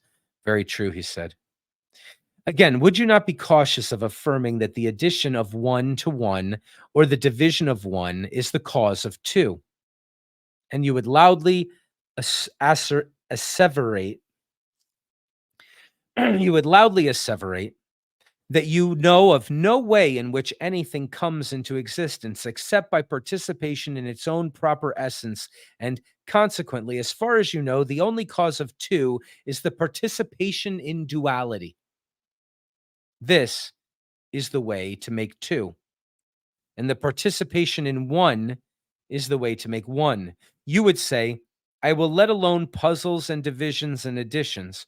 Wiser heads than mine may answer them. Inexperienced as I am, and ready to start, as the proverb says, at my own shadow, I cannot afford to give up the sure ground of a principle. And if anyone assails you there, you would not mind him or answer him until you had seen whether the consequences which follow agree with one another or not. And then you are further required to give an explanation of this principle. You would go on to assume a higher principle and a higher until you found a resting place in the best of the higher. But you would not confuse the principle and the consequences in your reasoning, like the heuristics. At least, if you wanted to discover real existence. Not that this confusion signifies to them, who never care or think about the matter at all, for they have the wit to be well pleased with themselves, however great may be the turmoil of their ideas. But you, if you are a philosopher, will certainly do as I say. What you say is most true, said Simmias and Cebes, both speaking at once. Echecrates butts in here. He says, yes, Phaedo, and I do not wonder at their assenting. Anyone who has the least sense will acknowledge the wonderful clearness of Socrates' reasoning. Certainly, Echecrates, and such was the feeling of the whole company at the time. Yes, and equally of ourselves who were not of the company and are now listening to your recital. But what followed? If that last page was confusing, you're not alone. We'll come back and look at it at some point, if that's all right. After all this had been admitted, and they had that ideas, and they had, if all this had been admitted, and they had that ideas exist, and that other things participate in them and derive their names from them, Socrates, if I remember rightly, said, this is your way of speaking. And yet, when you say that Simmias is greater than Socrates and less than Phaedo, do you not predicate of Simmias both greatness and smallness? Yes, I do. But still you allow that Simmias does not really exceed Socrates, as the words may seem to imply, because he is Simmias, but by reason of the size which he has. Just as Simmias does not exceed Socrates because he is Simmias, any more than because Socrates is Socrates, but because he has smallness when compared with the greatness of Simmias. True. Let's pause for a minute. Twilight was bringing up the idea of the true nature of being, and Socrates, having found reason to dismiss materialism, has now in the last page made an argument for idealism. I think it was Twilight who said he was drawn to a couple of different perspectives in the map that we made of the potential mind-body problem camps, and that one of them you were curious about was idealism. Well, here's our idealism, right? I think the chapter didn't include anybody who is an idealist, so here we have it. He says, nothing gets its quality and its nature from anything around it or from its composite material form or anything. All of them are rooted in ideas.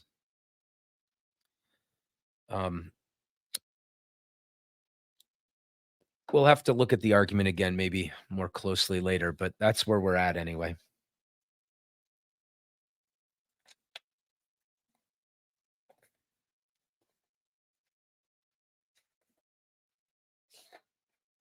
Okay.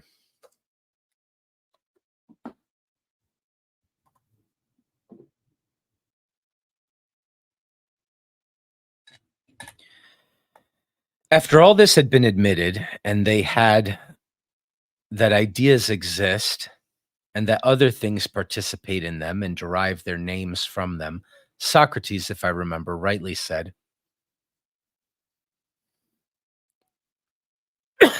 "This is your way of speaking. And yet, when you say that Simmias is greater than Socrates and less than Phaedo, do you not predict, do you not predicate of Simmias both greatness and smallness?" Ah, yes, I do. But still, you allow that Simmias does not really exceed Socrates, as the words may seem to imply, because he is Simmias, but by reason of the size which he has. Just as Simmias does not exceed Socrates because he is Simmias, any more than because Socrates is Socrates, but because he has smallness when compared with the greatness of Simmias. True. And if Phaedo exceeds him in size, this is not because Phaedo is Phaedo, but because Phaedo has greatness, you know, size. Let's just call it sizeness, siziness relative to Simmias, who is comparatively smaller. That is true. And therefore, Simmias is said to be large and is also said to be small because he is in a mean between them, exceeding the smallness of the one by his greatness and allowing the greatness of the other to exceed his smallness. He added, laughing, "I am speaking like a book, but I believe that what I am saying is true." Simmias assented. All right, so even he admits that the words he's saying sound like confused. Uh,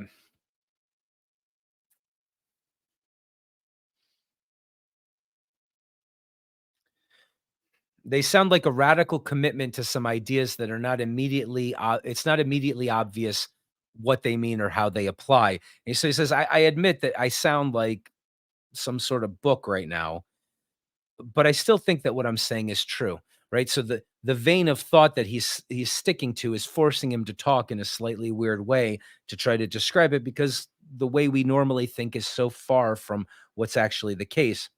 But essentially what he's getting at is that what makes you the size you are is your participation with the idea of sizeness because the ideas are true and everything else derives their reality from the ideas. So that you can't explain your size by the material of something else or by the thing you're compared with. Your size is and your color and your height and your whatever is directly derived from the ideas behind what constitute you. Simmias assented, "I speak as I do because I want you to agree with me in thinking not only that absolute greatness will never be great and also small, but that greatness in us or in the concrete will never admit the small or admit of being exceeded. Instead of this, one of the two things will happen. Either the greater will fly or retire before the opposite, which is the less, or at the approach of the less, has already ceased to exist, but will not, if allowing or admitting of smallness, be changed by that, even as I, having received and admitted smallness when compared with Simmias, remain just as I was, and am the same small person. And as the idea of greatness cannot condescend ever to be or become small, in like manner, the smallness in us cannot be or become great. Nor can any other opposite which remains the same ever be or become its own opposite, but either passes away or perishes in the change. That, replied Sebes, is quite my notion. Hereupon, one of the company, though I do not exactly remember which of them, said, In heaven's name, is not this the direct contrary of what was admitted before, that out of the greater came the less, and out of the less the greater, and that opposites were simply generated from opposites. But now this principle seems to be utterly denied. It's funny, I was just thinking that. Socrates inclined his head to the speaker and listened. I like your courage, he said, in reminding us of this. But you do not observe that there is a difference in the two cases. For then we were speaking of opposites in the concrete, and now of the essential opposite, which, as is affirmed, neither in us nor in nature can ever be at variance with itself. Then, my friend, we were speaking of things in which opposites are inherent and which are called after them. But now, about the opposites which are inherent in them and which give their name to them. And these essential opposites will never, as we maintain, admit of generation into or out of one another. At the same time, turning to Sebes, he said, "Are you at all disconcerted, Sebes, at our friend's objection?" "No, I do not feel so," said Sebes, "and yet I cannot deny that I am often disturbed by objections." Then we all agreed after all. Then we are agreed after all, said Socrates, that the opposite will never in any case be opposed to itself. All right, so that objection and his quick dismissal of it helps us to understand the previous 2 pages of what the heck he's talking about in the following way. He's talking about the forms, he's talking about the absolutes, right? He's talking about the ideas that interact and play with each other in all of the particulars of the things we think we're experiencing. And he's saying, the one thing I know for sure is that those ideas are not the absolutes that are the source of everything. They're absolute, right? Like the sameness argument from before. He's now doing it with size. He's going to do it with number, unity, duality, all of these things. They're all absolutes because he looks in his mind and he realizes that duality is not kind of threeness and kind of oneness. It's not anything. It's just duality. You can't get to the bottom of it. It's like an intellectual archetype in a sense, right? It's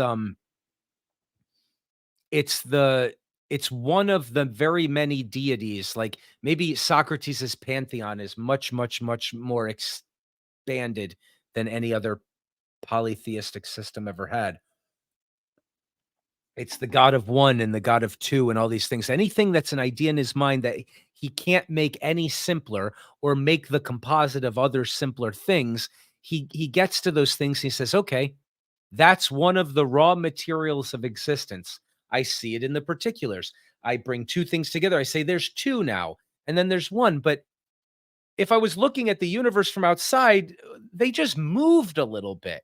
There's no new thing that came into being. It's just like, how is it that if I'm in the world from a materialist perspective, there's no right that I would have to say that now they're 2, but now they're 2 different ones, but now it's one set of two-ness. There's no frame by which any of that would be justifiable. And yet we do that all the time. We do that all the time, he says, because in reality, this particular world, this concrete world, this world of composites and material, temporal, mortal things is a world that's actually constructed by absolutes, by things that just are exactly what they are and cannot possibly be different than what they are. They're at the base of reality. Let's just say that's mostly what he means, at least. All right.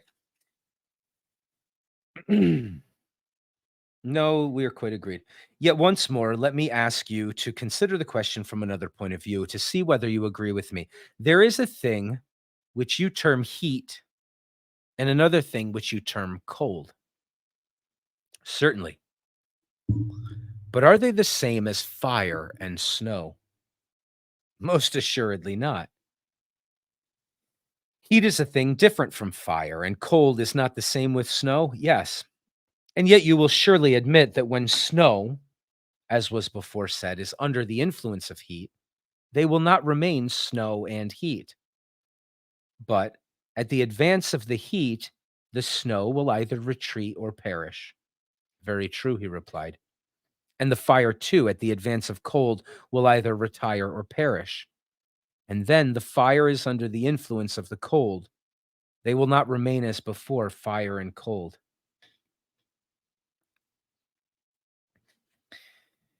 Man, this is something. One way of summing up what we're reading right now is Socrates believes that every aspect of being that has been a part of your conscious existence is a yin yang symbol. It's all the dance and interplay of two opposites that can never be like each other in any way, but are constantly chasing each other in opposition or cooperation or something like that. What's the nature of being? That's the nature of being to Socrates. Something like a cosmic dance and interplay between two completely opposite and incompatible things chasing one another for some motivation, or maybe with the last analogy, warring with one another in some way. Holy shit. That is true, he said. And in some cases, the name of the idea is not only attached to the idea in an eternal connection, but anything else which, not being the idea, exists only in the form of the idea, may also lay claim to it. I will try to make this clearer by an example. The odd number is always called by the name of odd. Very true. But is this the only thing which is called odd? Are there not other things which have their own name and yet are called odd? Because although not the same as oddness, they are never without oddness. That is what I mean to ask, whether numbers such as the number 3 are not of the class of odd. And there are many other examples. Would you not say, for example, that 3 may be called by its proper name and also be called odd, which is not the same with 3? And this may be said not only of 3, but also of 5, and of every alternate number.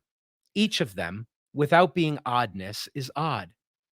And in the same way, 2 and 4 and the other series are all of alternate numbers, as has every number even, without being evenness themselves. Do you agree? Of course. All right. So 3 is the number 3. 3 is also odd. But when we say it's odd, we don't mean it is oddness. We mean it's in the class of odd things. 5, the same way. Of course. Then now, mark the point at which I am aiming. Not only do essential opposites, great phrase, exclude one another, but also concrete things, which, although not in themselves opposed, contain opposites. These, I say, likewise reject the idea which is opposed to that which is contained in them. And when it approaches them, they either perish or withdraw. For example, will not the number 3 endure annihilation or anything sooner than be converted into an even number while remaining 3? Very true, said Sebes. Oh my God. Well, that's an interesting idea. I don't know what to make of that yet. I mean, the simple thing about the numbers makes sense, obviously, right? Like 3 can't become less odd without becoming a different number than 3. That's all he's saying there. But what he's talking about is something I haven't thought of, I didn't understand before, which is that these sources of what everything is are divorced not only from their essential opposites, but from the things themselves. Let's see what he means by that and where he's going with it. I've never thought of that one before. All right. Very true, said Sebes. And yet he said the number 2 is certainly not opposed to the number 3. It is not. Then not only do opposite ideas repel the advance of one another, but also there are other natures which repel the approach of opposites. Very true, he said. Suppose he said that we endeavor. Well, what does he mean by that? Then not only do opposite ideas repel the advance of one another, but also there are other natures which repel the approach of opposites.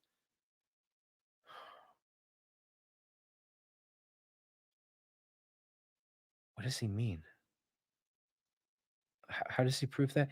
And yet he said the number 2 is certainly not opposed to the number 3. Oh. Oh, wow. Okay.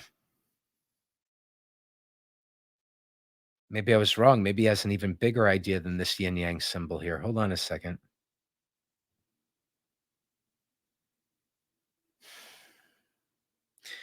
Okay, so I don't understand this yet, but let me walk through the part that I do. So he's saying 3 is of the nature of oddness, 2 is of the nature of evenness. If evenness came to impose itself upon 3, whatever that evenness was, it would have to perish, or 3 would have to perish. They right? 3 would have to become a different number in order to incorporate evenness into it, right? He's not saying add an even number to it because then it would still be odd. He's saying to take the quality of evenness and apply it to the threeness concept would be to have to destroy one or the other. Like they'd have to retreat, they'd have to adjust into something other than what they were. 2 and 3 do not have that relationship with each other. You can add 2 and 3. It's not like the threeness goes away. You could multiply. You could have 2 threes just because you have two-ness involved in the collection of 2 threes doesn't mean that the threeness is no longer there, right? 6 can be divided by 3. It can also be divided by 2. You could pull the threeness out of 6 and you'd be left with the 2. You could divide out and pull the two-ness out of 6 and you'd be left with the 3. But the two-ness and the threeness don't have to change each other into a different nature to make a new number, right? They're not in opposition to each other. So that much I get. But how that proves, okay. So let me keep reading and see if I can wrap my head around this. I almost sort of kind of see some dark region that he's getting at, but I don't fucking comprehend it yet. Then not only do opposites repel and advance one another, but also there are other natures which repel the approach of opposites. There are other natures which repel the approach of opposites. Well, yeah, that's true. Very true, he said. Suppose okay, so maybe I just misunderstood that line then. I thought he was saying something different. Let's read on. Very true, he said. Suppose he said that we endeavor, if possible, to determine what these are. By all means. Are they not sebes, such as compel the things of which they have possession, not only to take their own form, but also the form of some opposite? What do you mean? I mean, as I was just now saying, and as I am sure that you know, that those things which are possessed by the number 3 must not only be 3 in number, but must also be odd. Possessed of the thing of 3. If anything is possessed by the number 3, it must also be odd. He just means 3 candies are odd and 3 pencils are an odd number of pencils, I guess. Quite true. And on this oddness of which the number 3 has the impress, the opposite idea will never intrude. No. And this impress was given by the odd principle. Yes. And the odd is opposed to the even. True. Then the idea of the even number will never arrive at 3. No. Then 3 has no part in the even. None. Then the triad or number 3 is uneven? Very true. To return to my discussion of natures, which are not opposed. So that was him clarifying that that's all he meant. So maybe I was confused that he meant something else. To return then to my discussion of natures which are not opposed and yet do not admit opposites, as in the instance given 3, although not opposed to the even, does not any of the more to return then to my discussion of natures which are not opposed and yet do not admit opposites, as in the instance given, 3, although not opposed to the even, does not any the more admit of the even, but always brings the opposite into play on the other side, or as 2 does not receive the odd, or fire from the cold. From these examples, and there are many, many more of them, yeah, we can think of easier to grasp ones, perhaps. The fire and cold is a good standing point. Perhaps you may be able to arrive at the general conclusion that not only opposites will not receive opposites, but also that nothing which brings the opposite will admit the opposite of that which it brings. Okay, so he was saying the opposite of what I thought he was saying before. Thank goodness, because it was too wild to try to make sense of and incorporate into the rest of what he was saying. All right. So what I said before was also wrong, which is the idea that there's a divorce between these absolute essential opposites and the things that participate with them. That's not what he was saying at all. He's saying the exact opposite of that, which thanks heavens, because I think my brain is going to break if I try to wrap my mind around something like that. in his system. Okay. From these examples, and there are many, many more of them, anything with the threeness, blah, blah, blah, blah. Okay. Nothing which brings the opposite will admit the opposite of that which it brings in that to which it is brought. And here let me recapitulate, for there is no harm in repetition. The number 5 will not admit the nature of the even any more than 10, which is the double of 5, will admit the nature of the odd. The double has another opposite and is not strictly opposed to the odd, but nevertheless rejects the odd altogether. The double, meaning the 10, has another opposite. Fine. Jesus Christ. Excuse my language. Nor again will parts in the ratio 3 to 2, nor any fraction of which there is a half, nor again in which there is a third, admit the notion of the whole, although they are not opposed to the whole. Would you agree? Yes, he said, I entirely agree and go along with you in that. And now, he said, let us begin again. And do not you answer my question in the words in which I ask it. Let me have not the old safe answer of which I spoke at first, but another equally safe, of which the truth will be inferred by you from what has been just said. I mean that if anyone asks you what that is of which the inherence makes the body hot, you will reply, not heat. That is what I call the safe and stupid answer that he gave earlier, but fire, a far superior answer, which we are now in a condition to give. Or if anyone asks you why a body is diseased, you will not say from disease, but from fever. And instead of saying that oddness is the cause of odd numbers, you will say that the monad is the cause of them. And so of things in general, as I dare say that you will understand sufficiently without my adducing any further examples. Isn't that the fucking opposite of what he was saying earlier? I admit that I'm confused, so let's just keep reading. Yes, he said, I quite understand you. Tell me then, what is that of which the inherence will render the body alive? The soul, he replied. And is this always the case? Yes, he said. Oh, of course. Then whatever the soul possesses, to that she comes bearing life. Yes, certainly. And is there any opposite to life? There is, he said. And what is that? Death. Then the soul, as has been acknowledged, will never receive the opposite of what she brings. Impossible, replied Sebes. And now, he said, what did we just now call that principle which repels the even, the odd, and that principle which repels the musical or the just, the unmusical, he said, or the unjust? And what do we call the principle which does not admit of death? The immortal, he said. And does the soul admit of death? No. Then the soul is immortal? Yes, he said. And may we say that this has been proven? Yes, abundantly proven, Socrates, he replied.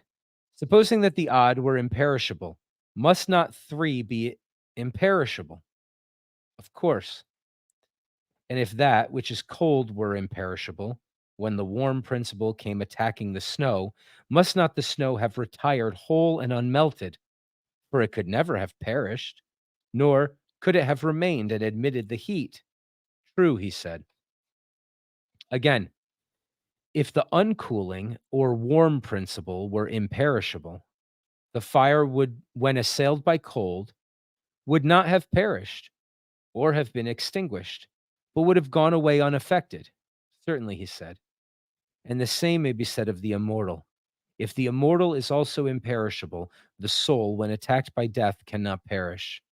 For the preceding argument shows that the soul will not admit of death or ever be dead, any more than 3 or the odd number will admit of even, or fire, or the heat in the fire of the cold. Yet a person may say, but although the odd will not become even at the approach of the even, why may not the odd perish, and the even take the place of the odd? Now, to him who makes this objection, we cannot answer that the odd principle is imperishable, for this has not been acknowledged. But if this had been acknowledged, there would have been no difficulty in contending that at the approach of the even, the odd principle and the number 3 took their departure, and the same argument would have held good of fire and heat and any other thing. Very true. And the same may be said of the immortal. If the immortal is also imperishable, all right, so it makes so much more sense when he's applying it, but goddamn. So we could reverse engineer this. Let's do that another day. Let's take what he's saying about the soul. Let's reverse engineer it and see how it was demonstrated. Again, he's doing what he did earlier, which made more sense, at least to me. I'm just being dumb right now. But he's examining the nature of the quality of the ideas, the quality of oppositeness and that sort of thing. And he's examining it until he comes to certain principles that apply to it. And then he's applying those principles to that which brings life, the soul, and the opposite of it, and how they can interact. And can they ever be partially alive and partially dead, or do they have to, all of that. So you get what he's saying about that. It's just the 3-ness and the 5-ness thing. We should go back and look at this and then go back and see his arguments sometime. All right, certainly he said, and the same may be said of the immortal. If the immortal is also imperishable, the soul, when attacked by death, cannot perish, for the preceding argument shows that the soul will not admit of death. Okay, so to sum up, fire can bring heat. Snow has cold in it.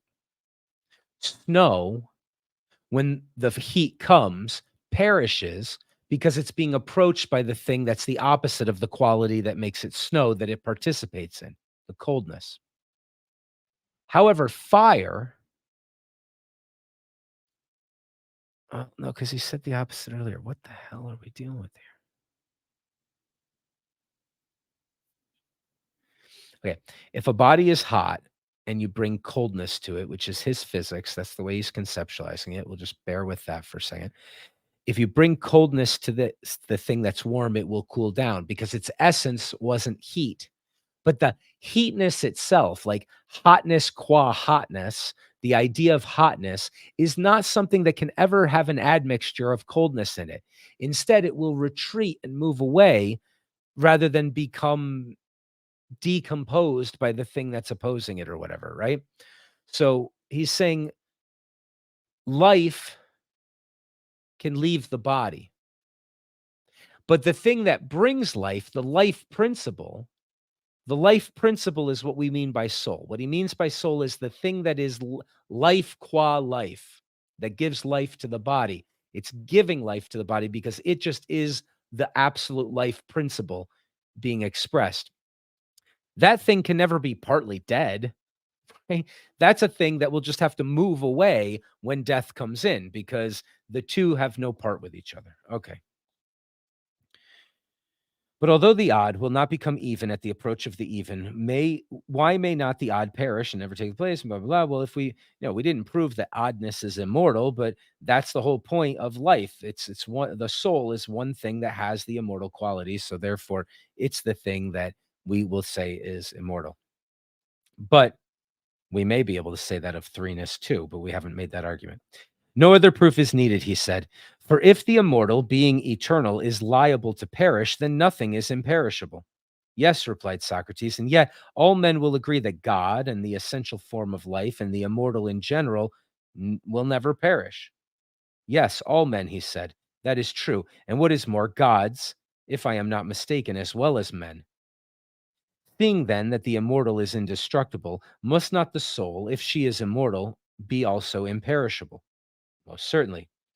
Then, when death attacks a man, the mortal portion of him may be supposed to die, but the immortal retires at the approach of death and is preserved safe and sound? True. Then, Sebes, beyond question, the soul is immortal and imperishable, and our souls will truly exist in another world. I'm convinced, Socrates, said Sebes, and have nothing more to object. But if my friend Simmias or anyone else has any further objection to make, he had better speak out and not keep silence. Since I do not know to what other season he can defer the discussion if there is anything which he wants to say or to have said. Right? Socrates is talking about all this and he's about to die. So look, you better speak up now because this is your only chance to make an objection to the guy. But I have nothing more to say, replied Simmias, nor can I see any reason for doubt after what has been said, but I still feel and cannot help feeling uncertain in my own mind when I think of the greatness of the subject and the feebleness of man. Yes, Simmias, replied Socrates, that is well said. And I may add that first principles, even if they appear certain, should be carefully considered. And when they are satisfactorily ascertained, then, with a sort of hesitating confidence in human reason, you may, I think, follow the course of the argument. And if that be plain and clear, there will be no need for any further inquiry. Saying this is the best we can do. The best we can do is find the principle, make sure it makes sense, follow the logic of it, and always remember that we could be wrong, right? Very true, he says. But then, oh my friends, he said, if the soul is really immortal, what care should be taken of her, not only in respect to the portion of time which is called life, but of eternity? And the danger of neglecting her from this point of view does indeed appear to be awful. If death had only been the end of all, the wicked would have had a good bargain in dying, for they would have been happily quit not only of their body, but of their own evil together with their souls. But now, inasmuch as the soul is manifestly immortal, there is no release or salvation from evil except the attainment of the highest virtue and wisdom. For the soul, when on her progress to the world below, takes nothing with her but nurture and education, and these are said greatly to benefit or greatly to injure the departed at the very beginning of his journey thither. All right, so this is where we see Socrates has something to say. He's been dealing with all the arguments and the objections.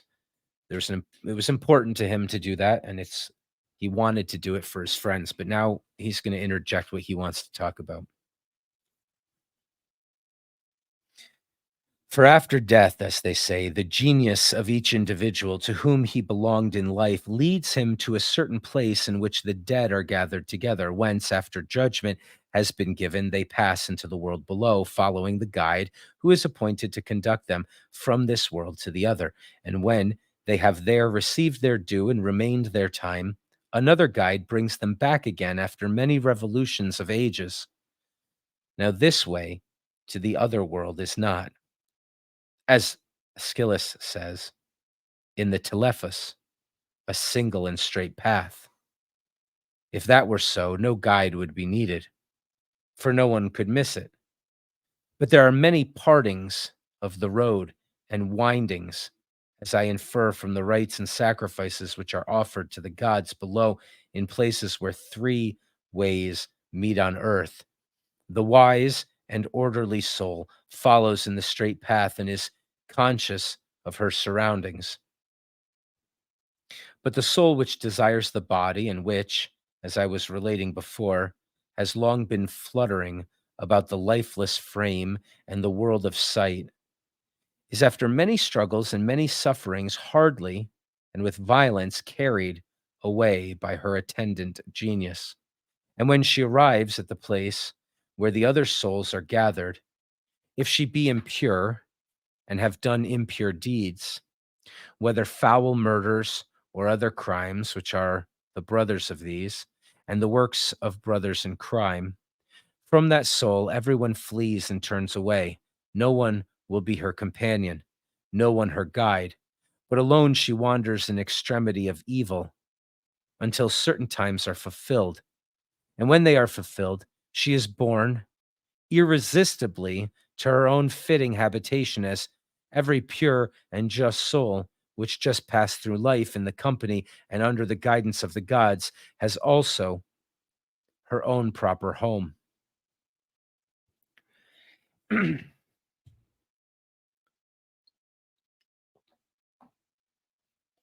Now, the earth has diverse, wonderful regions and is indeed in nature and extent very unlike the notions of geographers, as I believe on the authority of one who shall be nameless. What do you mean, Socrates? Said Simmias. I have myself heard many descriptions of the earth, but I do not know, and I should very much like to know, in which of these you put faith. And I, Simmias, replied Socrates, if I had the art of Glaucus, would tell you, although I know not that the art of Glaucus could prove the truth of my tale, which I myself must never be able to prove, should never be able to prove. And even if I could, I fear, Simmias, that my life would come to an end before the argument was completed. I may describe to you, however, the form and regions of the earth according to my conception of them. That, said Simmias, will be enough.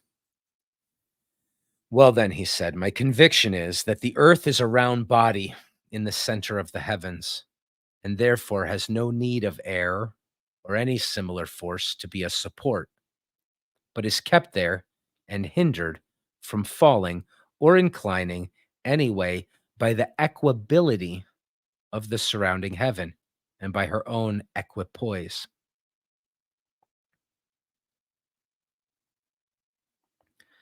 For that which, being an equipoise, is in the center of that which is equably diffuse, will not incline any way in any degree, but will always remain in the same state and not deviate. And this is my first notion, which is surely a correct one, said Simmias. Also, I believe that the earth is very vast, and that we who dwell in the region extending from the river Phasis to the pillar of Heracles inhabit a small portion only about the sea, like ants or frogs about a marsh, and that there are other inhabitants in many other like places. For everywhere on the face of the earth there are hollows of various forms and sizes into which the water and the mist and the lower air collect. But the true earth is pure and situated in the pure heaven. There are the stars also, and it is the heaven which is commonly spoken of by us as the ether, and of which our own earth is the sediment gathering in the hollows beneath. But we who live in these hollows are deceived into the notion that we are dwelling above on the surface of the earth, which is just as if a creature who was at the bottom of the sea were to fancy that he was on the surface of the water, and that the sea was the heaven through which he saw the sun and the other stars, he having never come to the surface by reason of his feebleness and sluggishness, and having never lifted up his head and seen, nor ever heard from anyone who had seen, how much purer and fairer the world above is than his own. And such is exactly our case, for we are dwelling in a hollow of the earth, and fancy that we are on the surface, and the air we call the heaven, in which we imagine that the stars move. But the fact is that owing to our feebleness and sluggishness, we are prevented from reaching the surface of the air. For if any man could arrive at the exterior limit, or take the wings of a bird and come to the top, then like a fish who puts his head out of the water and sees this world, he would see a world beyond. And if the nature of man could sustain the sight, he would acknowledge that this other world was the place of the true heaven and the true light and the true earth. For our earth and the stones and the entire region which surround us are spoilt and corroded, as in the sea. All things are corroded by the brine. Neither is there any noble or perfect growth, but caverns only and sand and an endless slough of mud. And even the shore is not to be compared to the fairer sights of this world. And still less is this our world to be compared with the other, or that upper earth, which is under the heaven. I can tell you a charming tale. Of that upper earth, which is under the heaven, I can tell you a charming tale, Simmias, which is well worth hearing. And we, Socrates, replied Simmias, shall be charmed to listen to you. The tale, my friend, he said, is as follows. In the first place,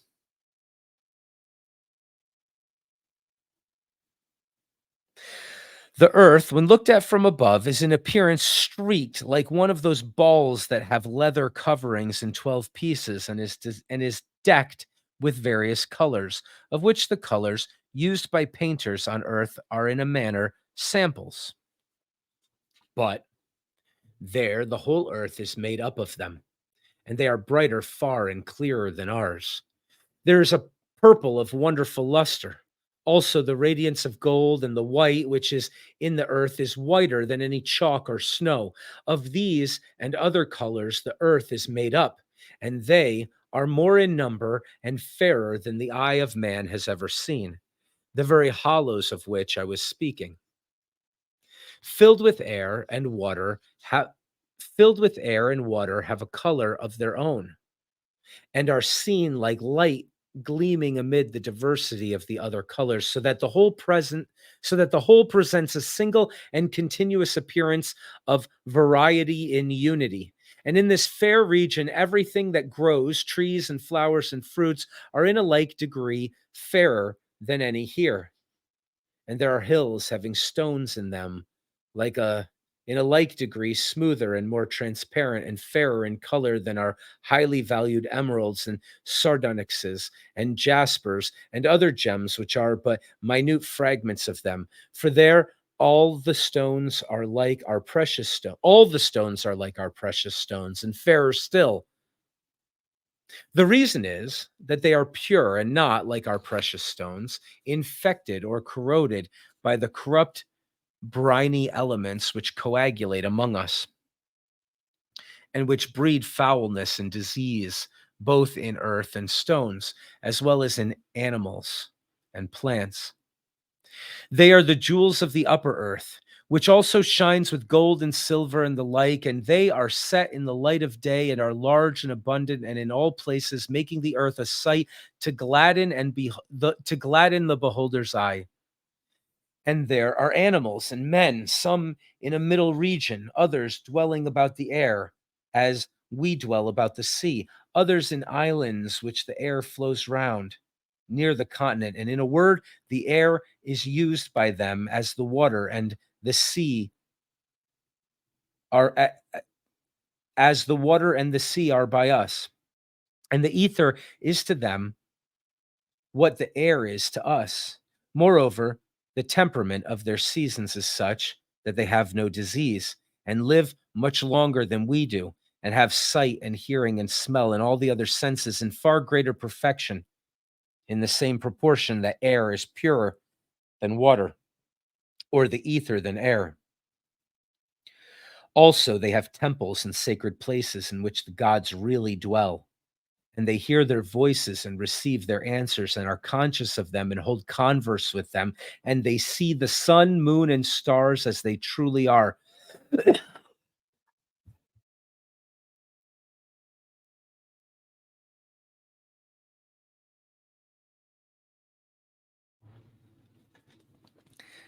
And they see the sun, moon, and stars as they truly are, and their other blessedness is of a piece with this. Such is the nature of the whole earth and of the things which are around the earth, and there are diverse regions in the hollows on the face of the globe everywhere, some of them deeper and more extended than that which we inhabit, others deeper, but with a narrower opening than ours, and some are shallower and also wider. All have numerous perforations, and there are passages, broad and narrow, in the interior of the earth, containing them connecting them with one another. And there flows out of and into them, as into basins, a vast tide of water, and huge subterranean streams of perennial rivers and springs, hot and cold, and a great fire, and great rivers of fire, and streams of liquid mud, thin or thick, like the rivers of mud in Sicily, and the lava streams which follow them. And the regions about which they appear to flow are filled up with them. And there is a swinging or seesaw in the interior of the earth, which moves all this up and down, and is due to the following cause. There is a chasm, which is the vastest of them all, and pierces right through the whole earth. This is the chasm which Homer describes in the words, "Far off, where is the inmost depth beneath the earth." and which he in other places and many other poets have called Tartarus. And the seesaw is caused by the streams flowing into and out of this chasm, and they each have the nature of the soil through which they flow. And the reason why the streams are always flowing in and out is that the watery element has no bed or bottom, but is swinging and surging up and down. And the surrounding wind and air do the same. They follow the water up and down, hither and thither over the earth. Just as in the act of respiration, the air is always in process of inhalation and exhalation, and the wind swinging with the water in and out produces fearful and irresistible blasts. When the waters retire with a rush into the lower parts of the earth, as they are called, they flow through the earth in those regions and fill them up like water raised by a pump. And then, when they leave those regions and rush back hither, they again fill the hollows here. And when these are filled, flow through subterranean channels and find their way to their several places, forming seas and lakes and rivers and springs. Thence they again enter the earth, some of them making a long circuit into many lands, others going to a few places and not so distant, and again fall into Tartarus, some at a point a good deal lower than that at which they rose, and others not much lower, but all in some degree lower than the point from which they came. And some burst forth again on the opposite side, and some from the same side, and some wind round the earth with one or many folds like the coils of a serpent, and descend as far as they can, but always return and fall into the chasm. The rivers flowing in either direction can descend only to the center and no further, for opposite to the river is a precipice. This is our earth. What's underneath it? Now, these rivers are many and mighty and diverse, and there are four principal ones, of which the greatest and outermost is called Oceanus, which flows round the earth in a circle, and in the opposite direction flows Acheron, which passes under the earth through desert places into the Acherusian lake. This is the lake to the shores, of which the souls of the many go when they are dead. And after waiting an appointed time, which is to some a longer and to some a shorter time, they are sent back to be born again as animals. The third river passes out between the two, and near the place of outlet pours into a vast region of fire and forms a lake larger than the Mediterranean Sea, boiling with water and mud, and proceeding muddy and turbid and winding about the earth, comes among other places to the extremities of the Echerusian lake, but mingles not with the waters of the lake, and after making many coils about the earth, plunges into Tartarus at a deeper level. This is the Pyriphlegethon, as the stream is called, which throws up jets of fire in different parts of the earth. The fourth river goes out on the opposite side and falls first of all into a wild and savage region, which is all of a dark blue color, like lapis lazuli. And this is that river which is called the Stygian River, and falls into and forms the lake Styx.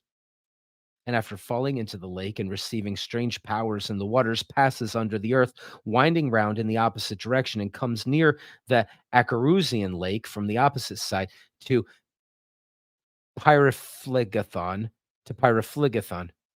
And the water of this river too mingles with no other, but flows round in a circle and falls into Tartarus over against Pyriphlegethon.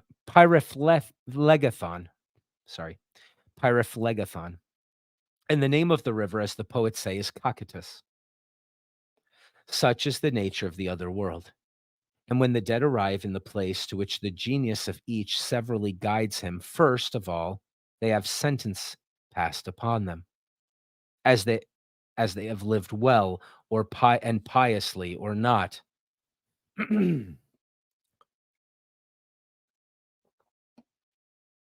And those who appear to have lived neither well nor ill, they go to the river Acheron, and embarking in any vessels which they may find, are carried in them to the lake. And there they dwell and are purified of their evil deeds, and having suffered the penalty of the wrongs which they have done to others, they are absolved and receive the rewards of their good deeds, each of them according to their deserts. But those who appear to be incurable by reason of the greatness of their crimes, who have committed many and terrible deeds of sacrilege, murders foul and violent, or the like, such are hurled into Tartarus, which is their suitable destiny, and they never come out.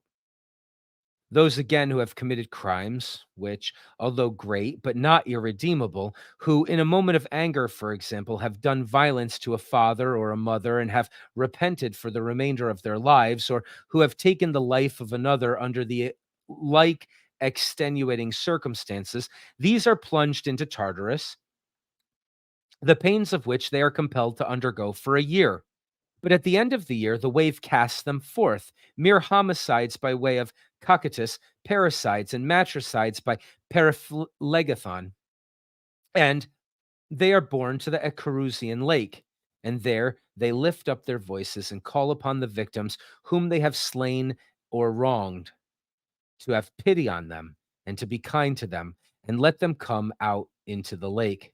And if they prevail, then they come forth and cease from their troubles. But if not, they are carried back into Tartarus, and from thence into the rivers unceasingly, until they obtain mercy from those whom they have wronged. For that is the sentence inflicted upon them by their judges. Those who have been preeminent for holiness of life are released from this earthly prison and go to their pure home which is above, and dwell in the purer earth. And of these, such as have duly purified themselves with philosophy live henceforth altogether without the body in mansions fairer still, which may be described, and of which the time would fail me to tell. Wherefore Simmias, seeing all these things, what ought not we to do, that we may obtain virtue and wisdom in this life? Fair is the prize, and the hope great. A man of sense ought not to say, nor will I be very confident, that the description which I have given of the soul and her mansions is exactly true. But I do say that, inasmuch as the soul is shown to be immortal, we may venture to think, not improperly or unworthily, that something of the kind is true. The venture is a glorious one, and he ought to comfort himself with words like these, which is the reason why I lengthen out the tale. Wherever I say, wherefore, I say, let a man be of good cheer about his soul, who having cast away the pleasures and ornaments of the body as alien to him, and working harm rather than good, as alien to him and working harm rather than good, has sought after the pleasures of knowledge, and has arrayed the soul, not in the same foreign attire, but in her own proper jewels, temperance and justice and courage and nobility and truth. In these adorned, she is ready to go on her journey to the world below, when her hour comes. You, Simmias and Sebes, and all other men will depart at some time or other. Me already, as the tragic poet would say, the voice of fate calls. Soon I must drink the poison, and I think that I had better repair to the bath first, in order that the women may not have the trouble of washing my body after I am dead.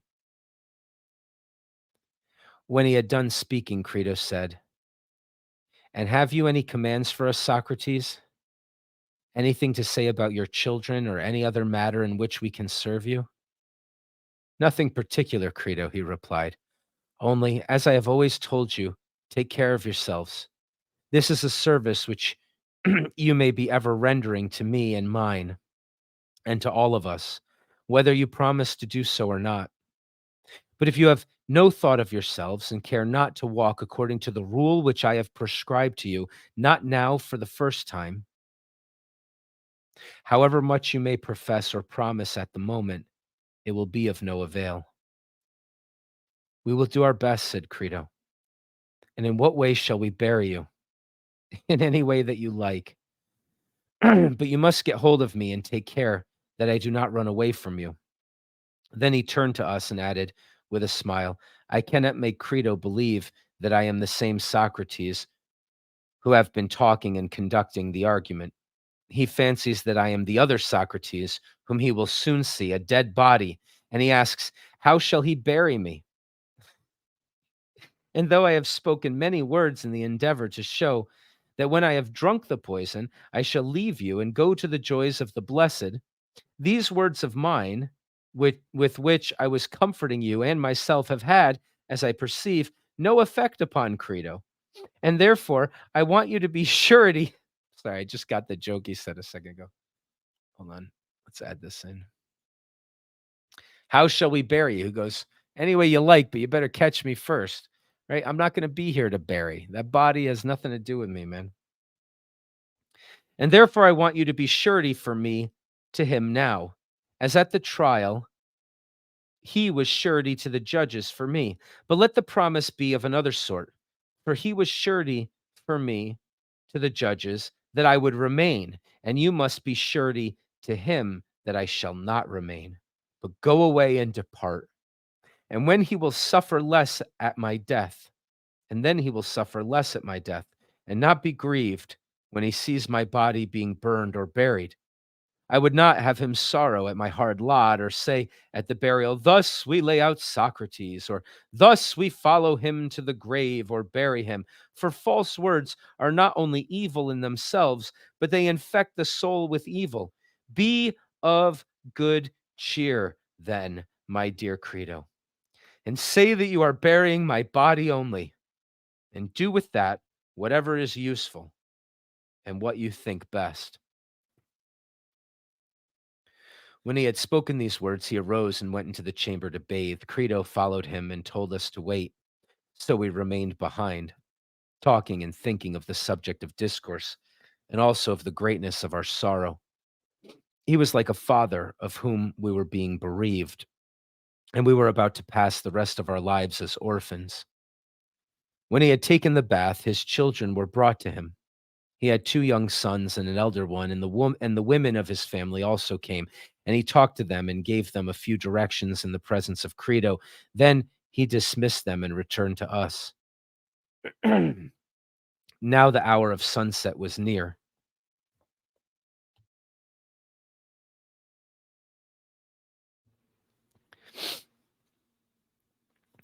For a good deal of time had passed while he was within.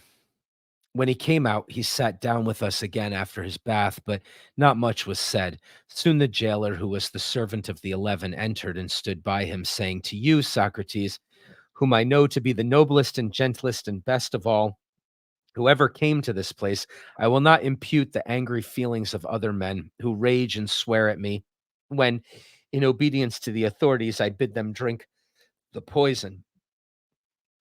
Indeed, I am sure that you will not be angry with me, for others, as you are aware, and not I, are to blame. And so fare you well, and try to bear lightly what must needs be. You know my errand. Then, bursting into tears, he turned away and went out. Socrates looked at him and said, I return your good wishes, and will do as you bid. Then, turning to us, he said, how charming the man is. Since I have been in prison, he has always been coming to see me, and at times he would talk to me, and was as good to me as could be. And now see how generously he sorrows on my account. We must do as he says, Crito, and therefore let the cup be brought, if the poison is prepared. If not, let the attendant prepare some. Yet, said Crito, the sun is still upon the hilltops, and I know that many a one has taken the draught late, and after the announcement has been made to him, he has eaten and drunk and enjoyed the society of his beloved. Do not hurry. There is time enough.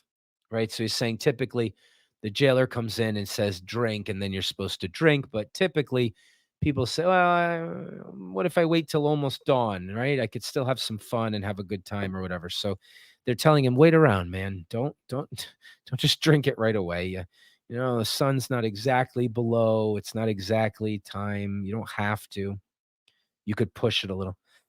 Socrates said, "Yes, Crito, and they of whom you speak are right in so acting, for they think that they will be gainers by the delay.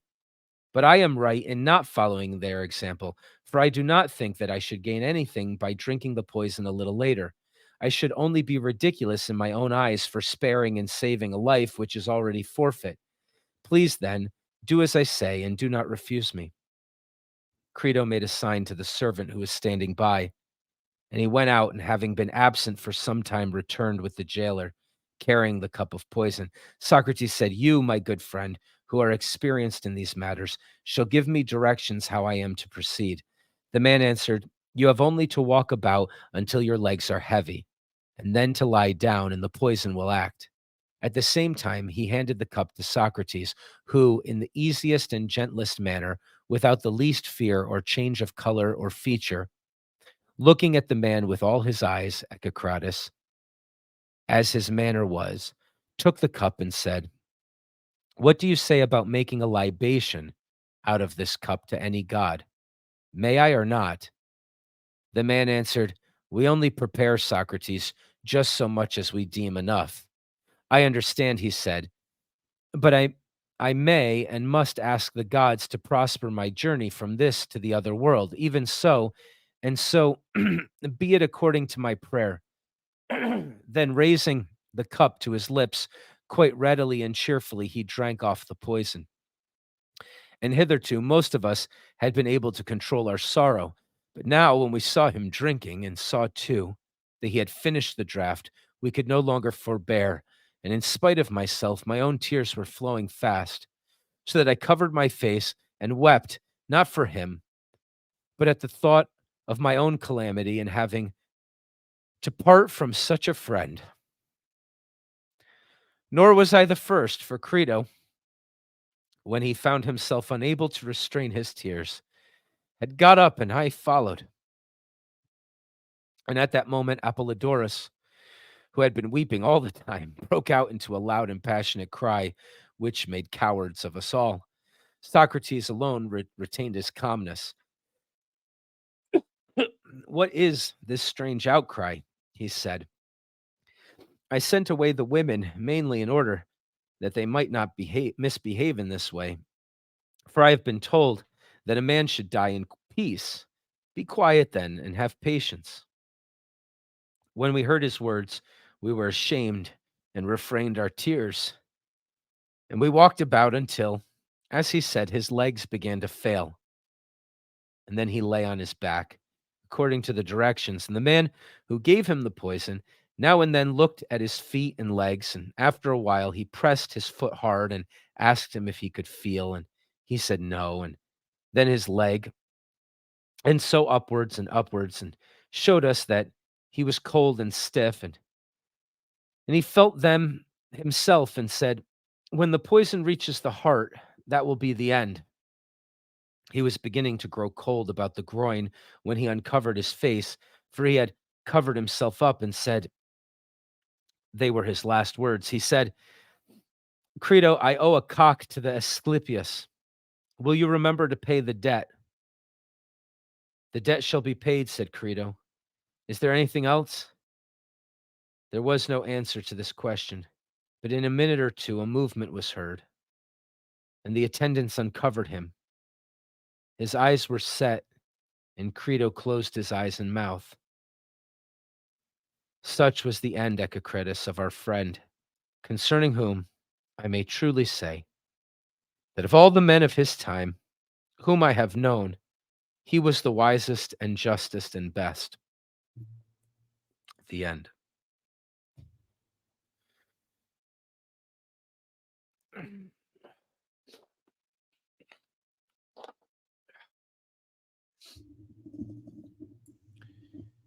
Damn. Yeah, right.